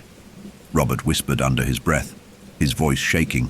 His hands were clammy, his mind spiraling with questions. He couldn't explain it, couldn't rationalize it. There had been no one there, yet on the footage, there he was. And the strangest part, there was no trace of the man's presence. It was as if he had never been there at all. Robert sat back, staring at the screen in disbelief. A cold shiver ran down his spine. He tried to shake off the dread building in his chest, Maybe it was a glitch in the system. Maybe it was nothing. But the hollow, gnawing feeling in his gut told him otherwise. He turned back to the screen, his breath catching as he stared into the blank darkness of the hallway on the C monitor. He was about to turn away when the lights flickered once again, and then, as if to mock his fear, a shape appeared at the far end of the hall. But this time, it wasn't just the figure. It was more. Something else.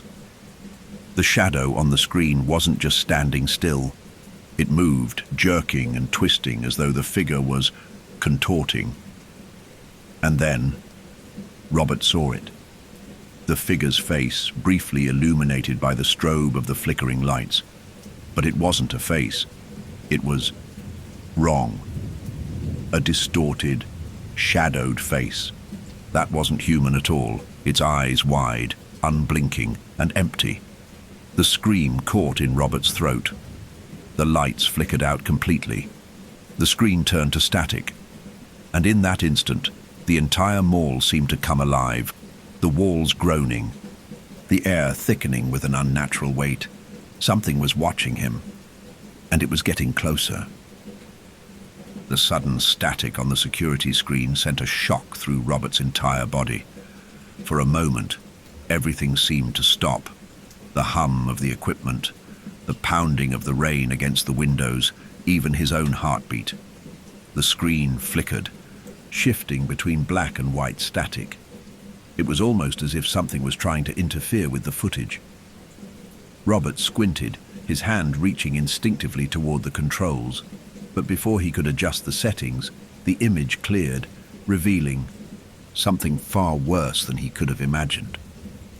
At the far end of the hallway, it was there again. The figure. But this time, it was different. It was no longer just a motionless silhouette. The figure was shifting, jerking violently, its body contorting unnaturally with every flicker of the lights. For a brief, horrifying moment, Robert could swear that the figure's body separated, as though it had multiplied into several twisted, writhing shapes, only to snap back together in a single, grotesque form. The image froze for a split second on the screen, as if the figure was caught between worlds. Robert stumbled back from the monitor, his pulse hammering in his ears. The quiet of the room felt suffocating now. The air, which had once been stale, and still now felt thick, suffused with an energy that set his nerves on edge. His hand trembled as he grabbed for the flashlight and shone it around the small security room. It didn't help. The shadows in the corners seemed to stretch, dark and predatory. "It's just a glitch," Robert thought, but the words were hollow, unconvincing. The sensation that something was wrong, something deeply wrong, gnawed at him, unraveling his sense of reality. The mall had never felt this way before. Not during the odd shift changes, not even during those quiet, eerie late-night patrols. This was different. This felt like the beginning of something far worse. Then came the sound. At first it was barely audible, a faint, unsettling rustling, like fabric brushing against the floor. But it grew louder, unmistakable. Footsteps. They were slow, deliberate, echoing from somewhere down the hallway. Robert froze, straining to listen. The sound was in perfect time with his own heartbeat, rhythmic and slow. Step, pause, and then, in a jarring shift, the steps seemed to fall out of sync, a split second behind his own. "Hello?" Robert's voice cracked as he shouted into the stillness. The footsteps faltered, as if they'd heard him, but the figure didn't stop. It continued to approach, its shadow moving silently across the walls. "Hey!" Robert shouted again, his voice trembling with a mix of frustration and fear. He was almost on the verge of running, but something held him back, something that told him he had to see this through. He turned the knob of the security room door, stepping into the hallway. The lights overhead flickered once more, each burst more erratic than the last. The mall seemed to shudder with each flicker. The atmosphere thickening, like the space was no longer holding together. Robert's flashlight illuminated the hallway, the beam dancing in the oppressive darkness, but it couldn't seem to reach the end where the figure had been standing. His eyes darted nervously around the space. The familiar sights, the empty food court, the closed shops, felt foreign now. The walls seemed to close in, warping and bending as he moved deeper into the corridor. Robert's steps quickened, but the air felt so heavy, so thick, it was as if the mall itself was pushing against him, forcing him to slow down. His flashlight swung wildly as he turned the corner. Nothing. The hallway stretched out before him, empty and still. No figure, no movement. It was as if the creature had simply vanished. But then he heard it again, the footsteps, louder now, just behind him. Robert's heart skipped a beat. He spun around, but no one was there, just the endless corridor stretching out like an infinite void. This can't be happening, Robert thought, his breath ragged. He felt a surge of panic rising in his chest. He couldn't think clearly. The atmosphere was becoming thicker with every passing second. He was trapped, stuck in this never-ending loop of empty hallways and ghostly echoes. He had to get out. He had to leave. But then, just as he turned to run back to the security office, the lights above him flickered once more, and they went out entirely. The whole mall plunged into darkness. A low, bone-chilling sound filled the air, like a gasp or a sigh, too soft for his conscious mind to grasp fully. It was the kind of noise that froze him in place, sending an icy chill crawling across his skin. He reached for his flashlight, but the beam of light was faint and shaking, barely cutting through the darkness. His fingers fumbled with the switch, but it was useless. The mall was now utterly silent, save for the sounds of his rapid, shallow breaths. Then he heard something else. A whisper. It was his own voice, calling from down the hallway. "Robert," the voice whispered, stretching his name in a slow, drawn-out breath. But there was something wrong with it. It wasn't his voice. It was a twisted mockery, faint, yet unmistakably familiar. He turned toward the sound, his heart slamming in his chest, his body trembling with fear. His breath caught as he spotted a figure standing in the distance, the same hooded figure. But now, as the last remaining light from his flashlight flickered in desperation, Robert saw the face. It was not human.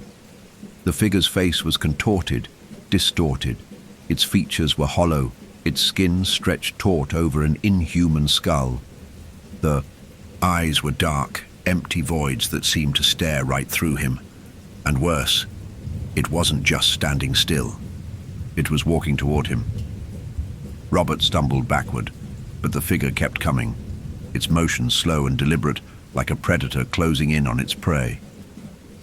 The world around him felt like it was warping, the shadows moving, twisting, as though the mall itself were coming alive with the presence of the figure. "Robert, you shouldn't have stayed." The voice was a rasp now, echoing in the silent space. It sounded like his own thoughts, but twisted, unnatural. The figure's hand stretched toward him, its fingers long and unnaturally thin. Robert's heart pounded in his chest, each beat a violent throb in his ears. His feet refused to move, frozen in place by the sheer horror of what he was seeing. The darkness around him felt oppressive, as if the very air was thick with malice. The mall, which had once been a familiar place of routine and order, now felt like a vast, twisted labyrinth closing in on him with every passing second. He stumbled back, his flashlight flickering in his hand, casting erratic shadows that only seemed to deepen the terror. The figure's face, a featureless void of shadows and hollow eyes, was growing closer, and though it moved at a slow, deliberate pace, the air around Robert seemed to freeze, every second stretching out longer than the last.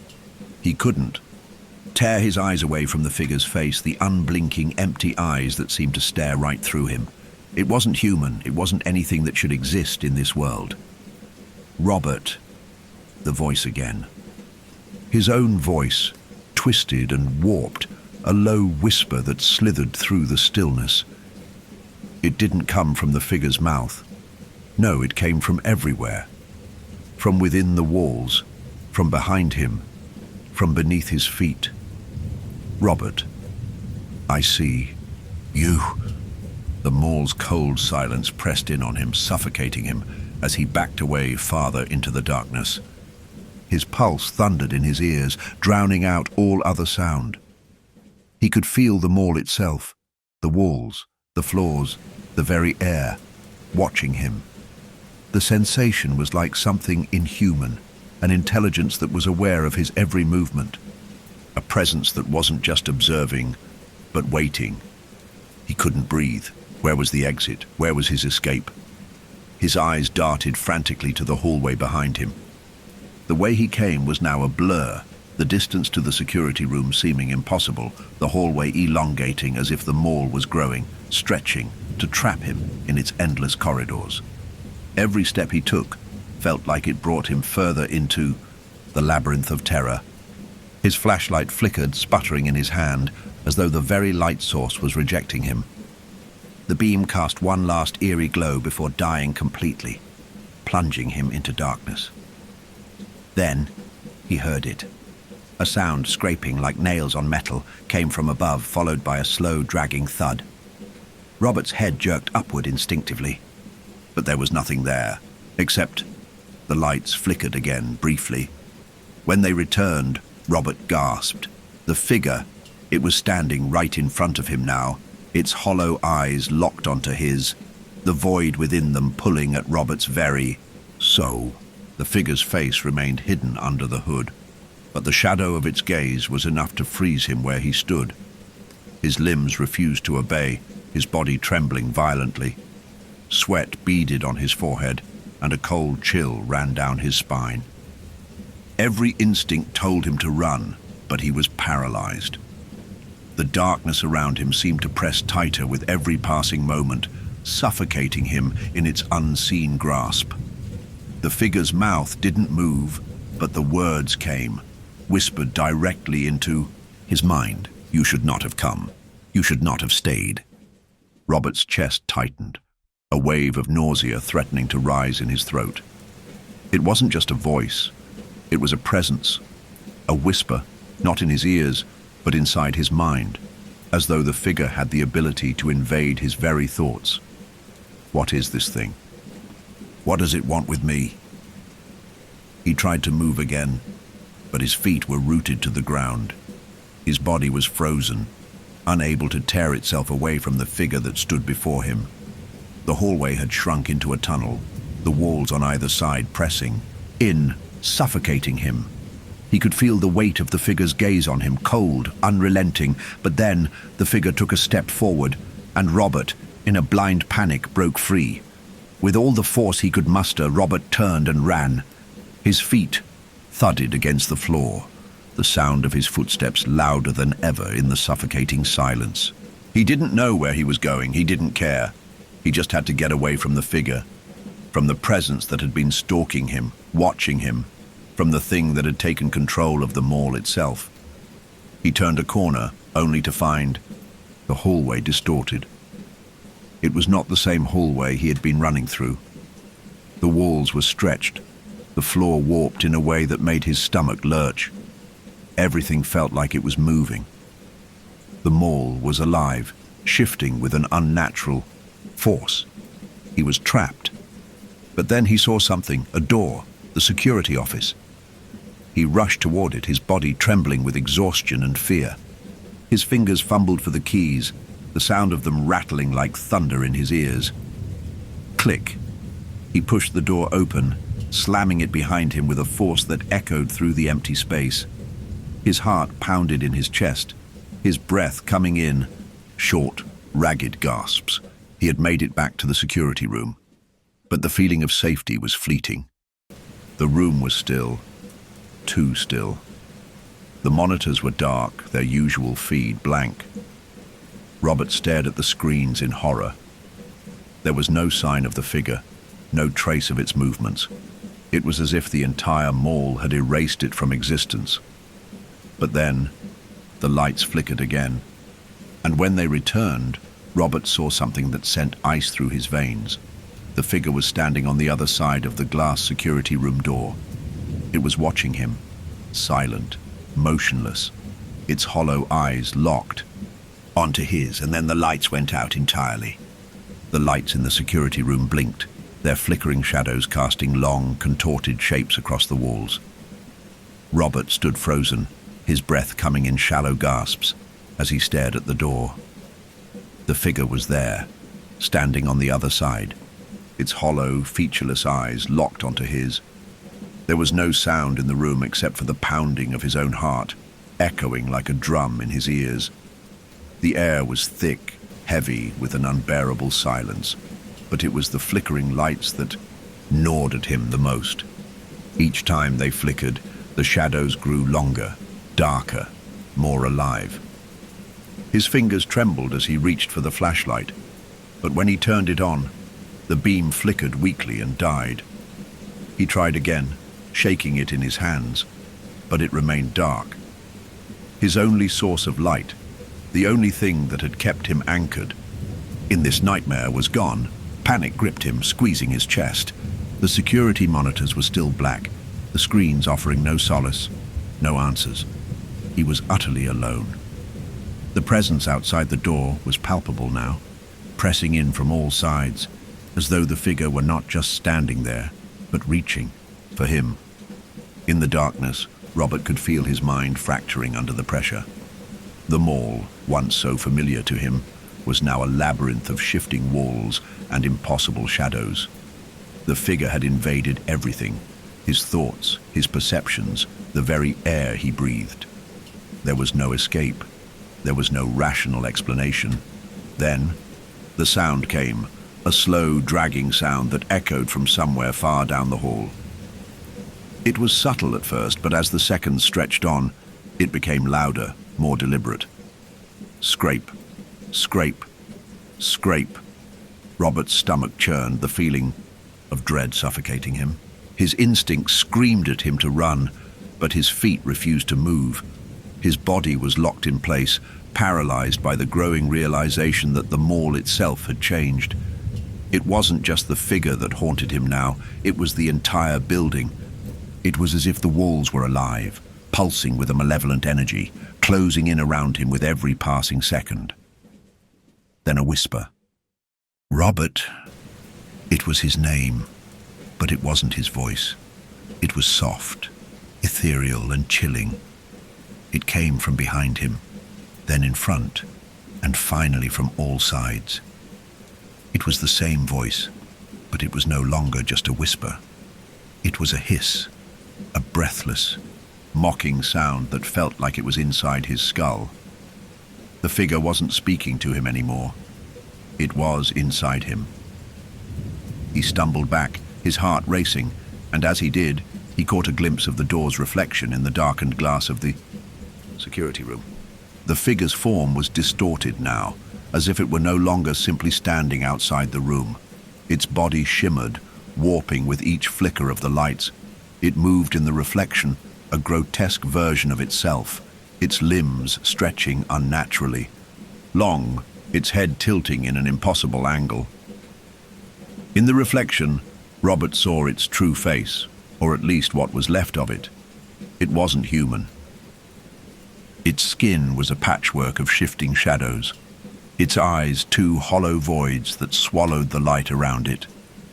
Its features were not defined, just a vague outline of a face that shifted and contorted like it was in constant motion, a reflection of some broken reality. And yet the face stared at him. No, into him, its hollow eyes pulling at his very soul. "You shouldn't have stayed," the voice whispered again, this time from the direction of the reflection. It was closer now, as if the figure was standing right beside him. But when he turned, no one was there. Suddenly, a violent bang from the door snapped him out of his trance. Robert whirled around, panic flooding his system. The door rattled violently, as if something was pounding against it from the outside. The shadows seemed to pulse in time with the pounding, the flickering lights casting long, sharp shadows on the walls. The room felt as if it were caving in on him. Robert's vision swam, his mind racing with thoughts of escape. But where could he go? The mall had turned into an unrecognizable nightmare. Every hallway, every corner leading back to the same place, the same figure, the same eyes. Run, now. Don't look back. It was the only thought that made sense. Robert reached for the door, his hand trembling as he touched the cold metal handle. He pushed against it with all his strength, but it didn't budge. The door was locked, sealed tight. No escape! The pounding intensified. He stepped back, his mind racing for a solution. He had to do something. He had to escape.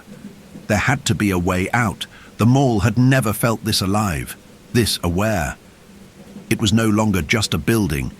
It had become something more, something that was watching him, manipulating his every move. The lights flickered again, this time for longer. Robert's chest tightened as the temperature in the room seemed to drop several degrees. The walls creaked, groaned, as if the mall were shifting, moving. It was alive, it was breathing, and then the door opened. Robert's heart nearly stopped. The figure was standing there again, now in the doorway. It had crossed the threshold without a sound. Its form shimmered, shifting between shapes as if it couldn't decide what it wanted to be. The lights flickered again, and the figure's face appeared, its hollow eyes locking with his. There was no escape, no way out. But as Robert looked closer, something shifted in his mind. The figure wasn't just standing there anymore. It was moving, but not toward him. It was moving toward the back of the security room, where the monitors sat, the mall's control center. The realization hit him like a bolt of lightning. It needs the controls. It needs to control the mall. The mall is feeding on his fear. His legs moved before he could think, his body acting on sheer instinct. He lunged toward the desk, his hand slamming against the control panel as he tried to access the security feed. But the screen was blank. The figure was already here, its influence far too strong. It's too late, the voice whispered again. You've already become part of it. The room was spinning, his thoughts scattered like leaves in a storm. He couldn't think, he couldn't escape. And then the lights flickered one last time. Robert's eyes locked on the screen as the lights flickered back to life, casting harsh, staccato flashes of brightness across the security room. His heartbeat was a loud, oppressive thud in his chest as the final image on the screen clicked into place. At first, it seemed like just another security feed. But the moment Robert saw the grainy image, his breath caught in his throat. It was a shot of the empty corridor he had just fled from. The hallway was still, nothing but the hum of distant lights and shadows. But as he focused on it, something caught his eye, a small, barely noticeable movement at the edge of the screen. His reflection. It was a split-second image, as though caught between two frames, but it was unmistakable. Robert, sitting exactly where he was now, in the security room. The hair on the back of his neck stood on end as he watched himself, staring at the screen, exactly as he was. His figure sat motionless, caught in an eerie, silent loop. He could hardly breathe. This is impossible, Robert thought, his hands shaking uncontrollably. I'm right here. But the screen wasn't showing the present. It was showing something else. A recording of him staring back at himself from an earlier time. No, no, no, no, he muttered to himself, his voice a hollow whisper. The realization hit him like a blow to the chest. The figure had been watching him all along. The mall was never just a building. It was alive, and it had already taken him. The more he stared at the screen, the more the image seemed to warp. His reflection on the monitor no longer looked like him. It looked like something else, something distorted and wrong. The face in the footage slowly twisted, its features stretching unnaturally, as if his own reflection was contorting in real time. And then he saw it. In the reflection, his own eyes blinked at him slowly, deliberately. But it wasn't Robert blinking. The figure in the footage wasn't him anymore. It was something else wearing his face, its empty, hollow eyes staring straight back at him. The reflection in the monitor grinned. It was his smile. But it wasn't his smile. Robert's stomach lurched, his body trembling with the realization that what he had thought was his own face, the thing that had mirrored his every movement, wasn't real. It had never been real. He had been a part of the mall's twisted game all along, a puppet caught in its web. The figure in the footage moved its hand slowly to its mouth, as if it was savoring the moment. The reflection grinned wider, its hollow eyes gleaming with malicious joy. "You've already become part of this place," the voice whispered from the depths of Robert's mind, a thought shared, his thoughts twisted and contorted, blending with the figures. "There's no going back now." His reflection on the monitor blinked again, and then it was gone. The screen went black. Robert recoiled, his heart pounding in his chest. The air in the room felt thick, suffocating. He could no longer hear the hum of the lights or the sound of his own breathing. Everything was drowning in an unnerving silence. And then he heard it. A noise. Low, guttural, like a growl coming from the shadows of the room. Robert. It wasn't the voice from before. It was something deeper, more resonant, like the sound of something ancient, something that had been sleeping beneath the mall's foundation for centuries. The hairs on the back of his neck stood on end as the voice grew louder, reverberating through the very walls of the security room. It wasn't just coming from the door anymore, it was everywhere, in the walls, in the floor, in his bones. "You belong to us now." Robert's pulse quickened, panic surging through him. He needed to get out. There had to be a way out. He reached for the door again, but it wouldn't budge. The handle was cold under his trembling fingers, locked from the other side. Desperation clawed at his throat as he yanked on it, but it wouldn't open. The figure, the thing that had been haunting him, was closing in. He could feel it. It wasn't just in the hallway anymore. It had breached the very fabric of the mall. He wasn't just trapped physically. He was trapped in the mall's twisted, warped version of reality. The lights flickered one last time, and when they returned, the security monitors sprang to life once more. But this time, there was no reflection of Robert on the screen, no trace of his image anywhere. Instead, there was a new feed, another hallway, another part of the mall. But it wasn't empty. The figure was there, and it was moving toward the camera. Robert's breath caught in his throat. He tried to back away from the monitors, but his feet were rooted to the floor, as if the mall was physically holding him in place.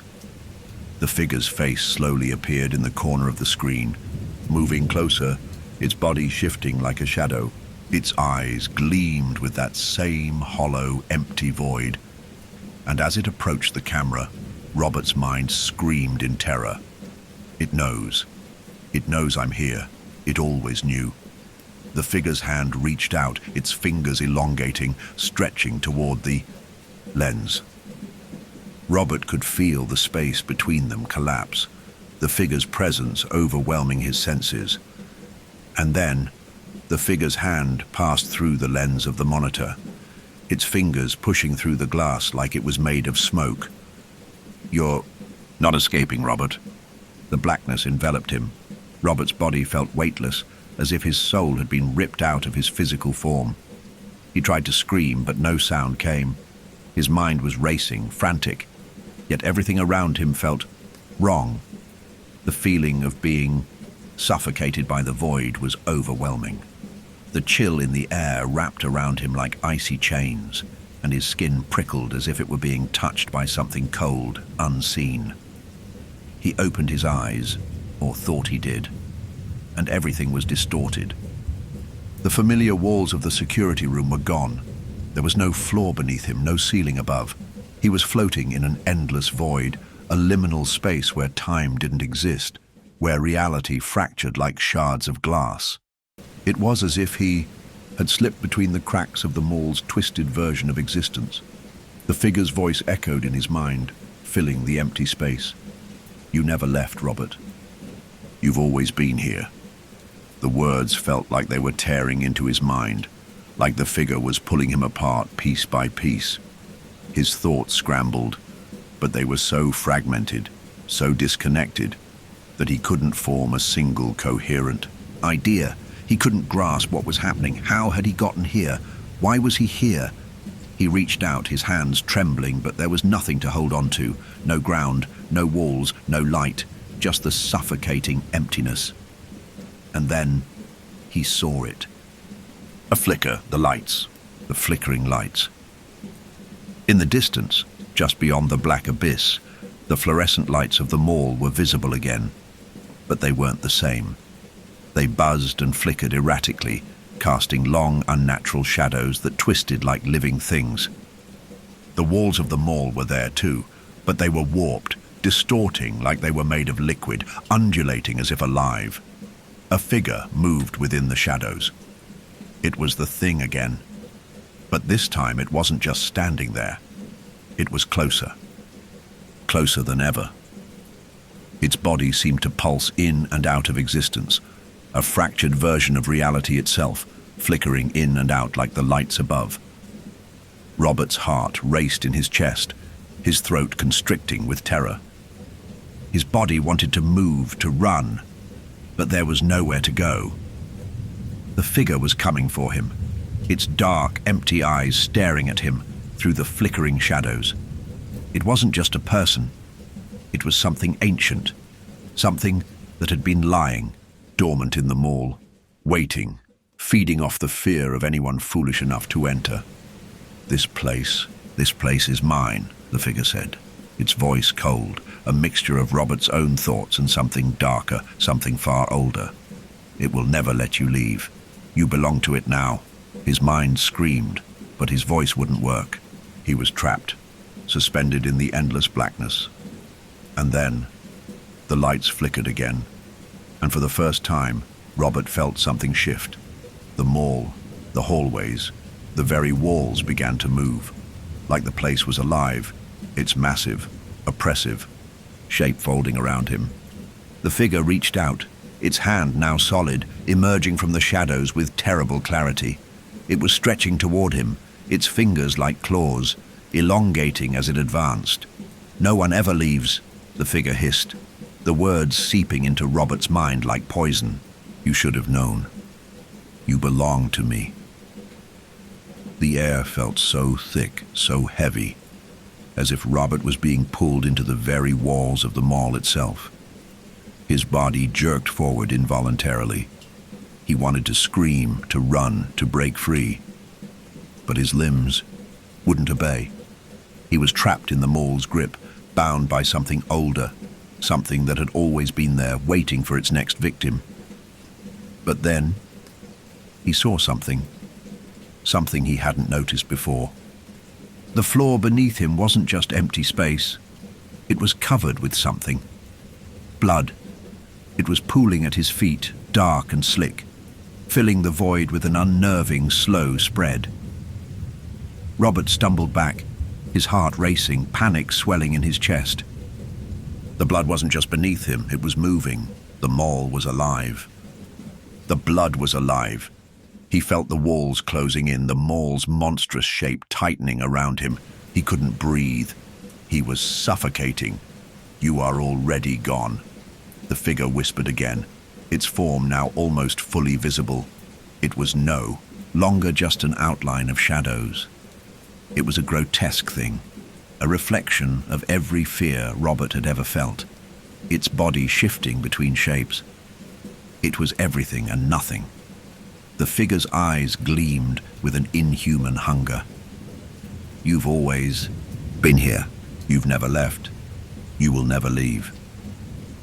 In that moment, something inside Robert broke.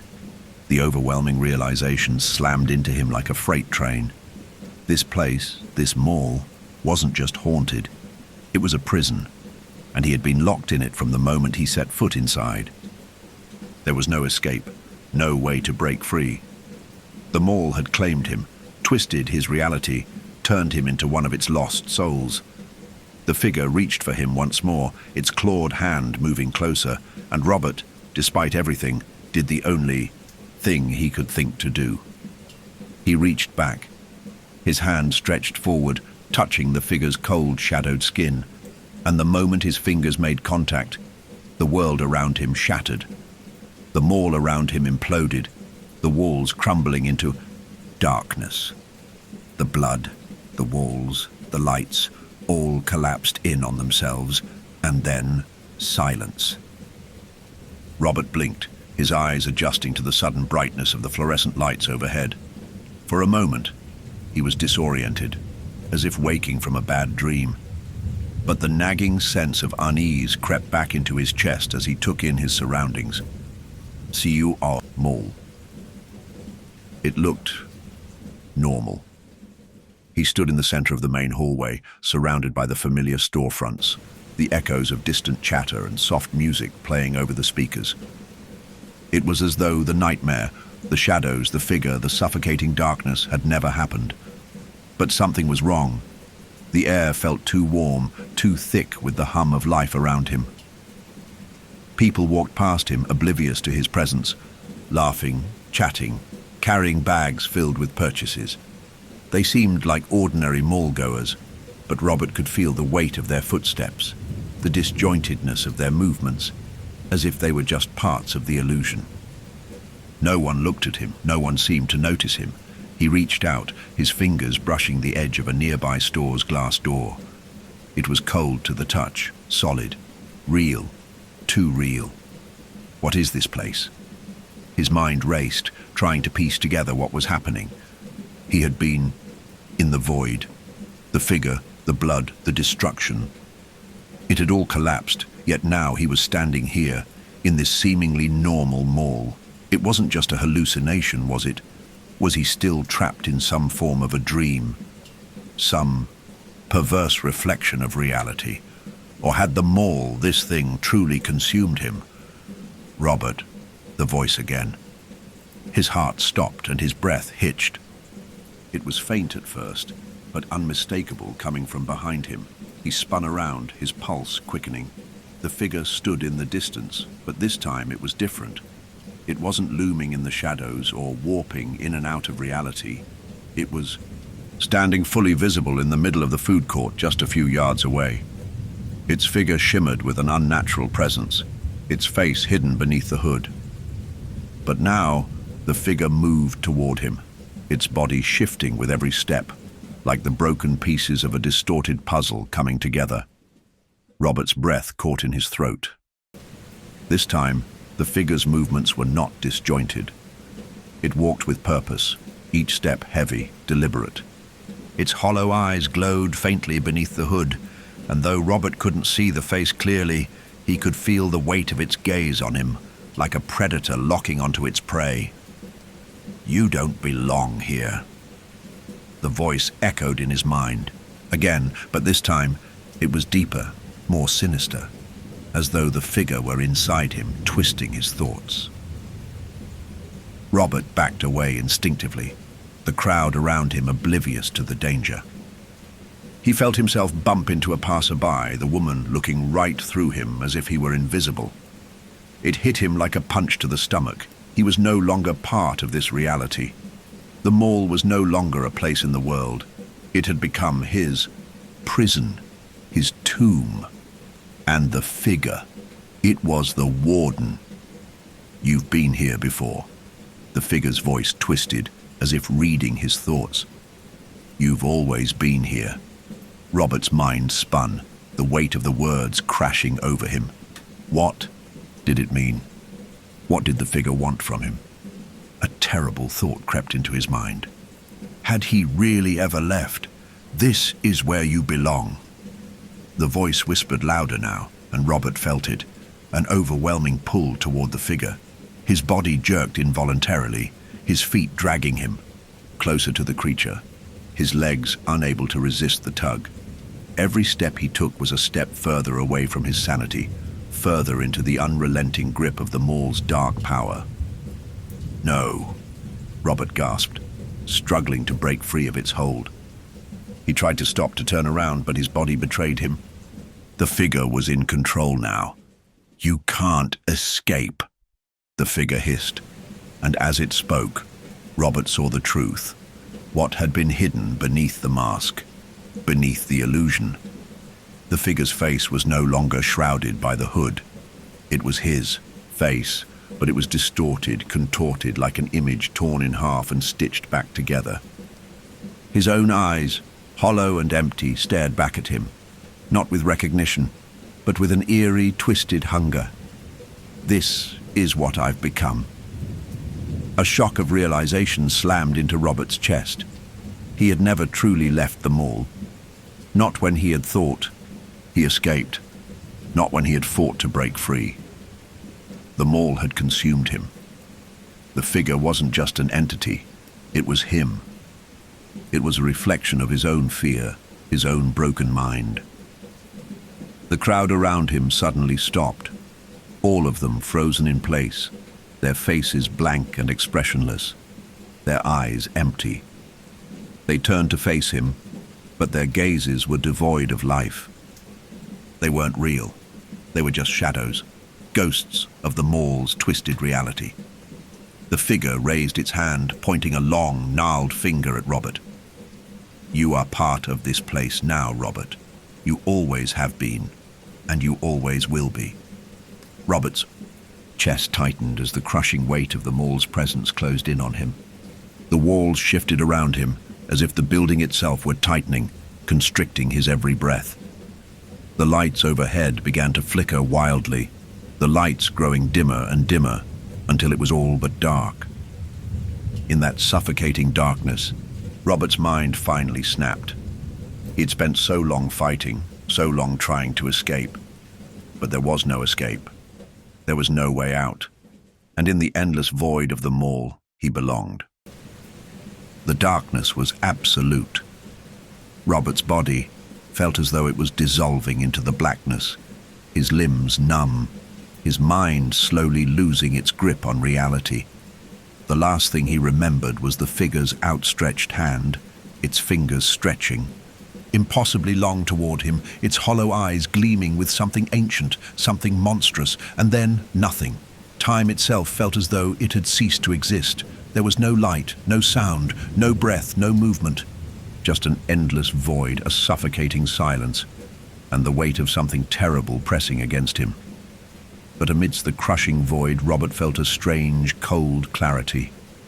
His mind, now free from the physical confines of the mall, seemed to reach out into the darkness seeking answers. But then, a flash. The lights flickered. He was back. The mall.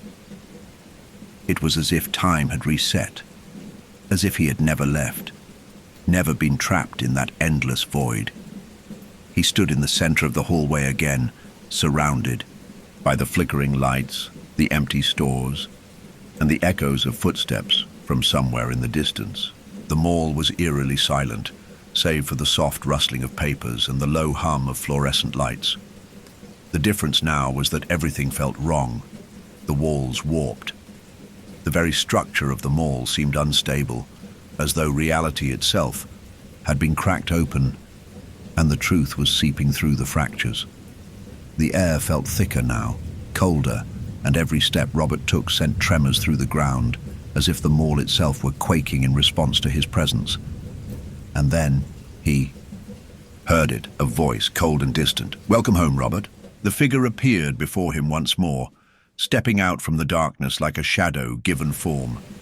Its body shimmered, its form distorted and in constant flux, never fully solid. But it was still there, waiting. Robert's heart slammed against his chest. He wanted to run, wanted to escape, but his body refused to obey. It was as though the mall had control over him now, as if it were his place, his eternal prison. The figure tilted its head, its face still shrouded by the hood. But Robert could see it now, in fragments. His face, his own face, twisted and broken, like a mirror that had shattered and been pieced back together with the wrong pieces. The eyes gleamed with an inhuman hunger, and for the first time, Robert could feel it, the connection. The figure wasn't just some supernatural being. It was a reflection of him, of his fears, his regrets, his brokenness. "You can't escape what you are," the figure whispered, its voice a twisted mockery of Robert's own. "This mall, this place, is you. It always has been." Robert's breath hitched, his thoughts spinning. He had thought. He was fighting against the mall, against the entity that had haunted him. But it wasn't a fight. It had never been. The figure was a reflection of his own mind, his own soul. The mall, the walls, the shadows, they were a manifestation of himself. The figure raised a hand toward him, its fingers stretching like dark tendrils, curling around Robert's chest.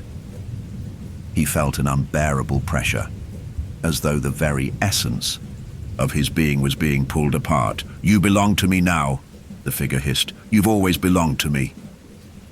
Robert struggled, his body fighting against the pull of the figure's grip. He clawed at the air, trying to push it away, but his hands passed through it as if it were made of smoke. The mall around him seemed to be alive, closing in on him, with every passing second. The walls seemed to breathe, shifting and warping, its monstrous presence overwhelming him. The floors cracked beneath his feet, and the very air vibrated with the force of the mall's hunger. Then, in a single, sharp movement, Robert's mind snapped. The reality around him shattered, the world fractured into pieces, distorted, broken, fragments of time and space. Robert's body felt torn in two, as though he was being ripped from the world he'd once known. And then, everything went still. The mall was silent again. The world felt like it had frozen in place, and Robert felt weightless, suspended in the stillness. He looked around, but there was no sign of the figure. No walls, no stores, no flickering lights. There was nothing, only an endless void that stretched on forever.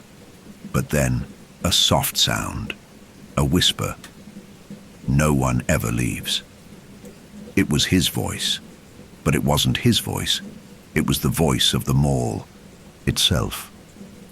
The thing that had consumed him, twisted his reality, and turned him into part of its dark, unending existence. Robert felt the weight of the truth in that whisper. He hadn't been trapped in a building. He had been trapped in his own mind, his own fears, his own regrets. The mall wasn't just a place. It was a manifestation of his deepest, darkest thoughts, a reflection of his own brokenness that had come alive. And now there was no escape. The lights flickered again, and Robert stood frozen in place, unable to move. He was trapped. Trapped in the moment, in the place where time had no meaning. The mall, the figure, it was all a reflection of his own soul, and there was no way out. He had become part of it, just as it had always been a part of him. As the last flicker of light dimmed, Robert knew this was his fate. The mall had claimed him, and in return, he had become one with it, lost forever in the never-ending loop of fear, darkness, and distorted reality. The last thing he heard before everything went black was the voice of the figure, now fully formed, echoing through the void. "You will never leave."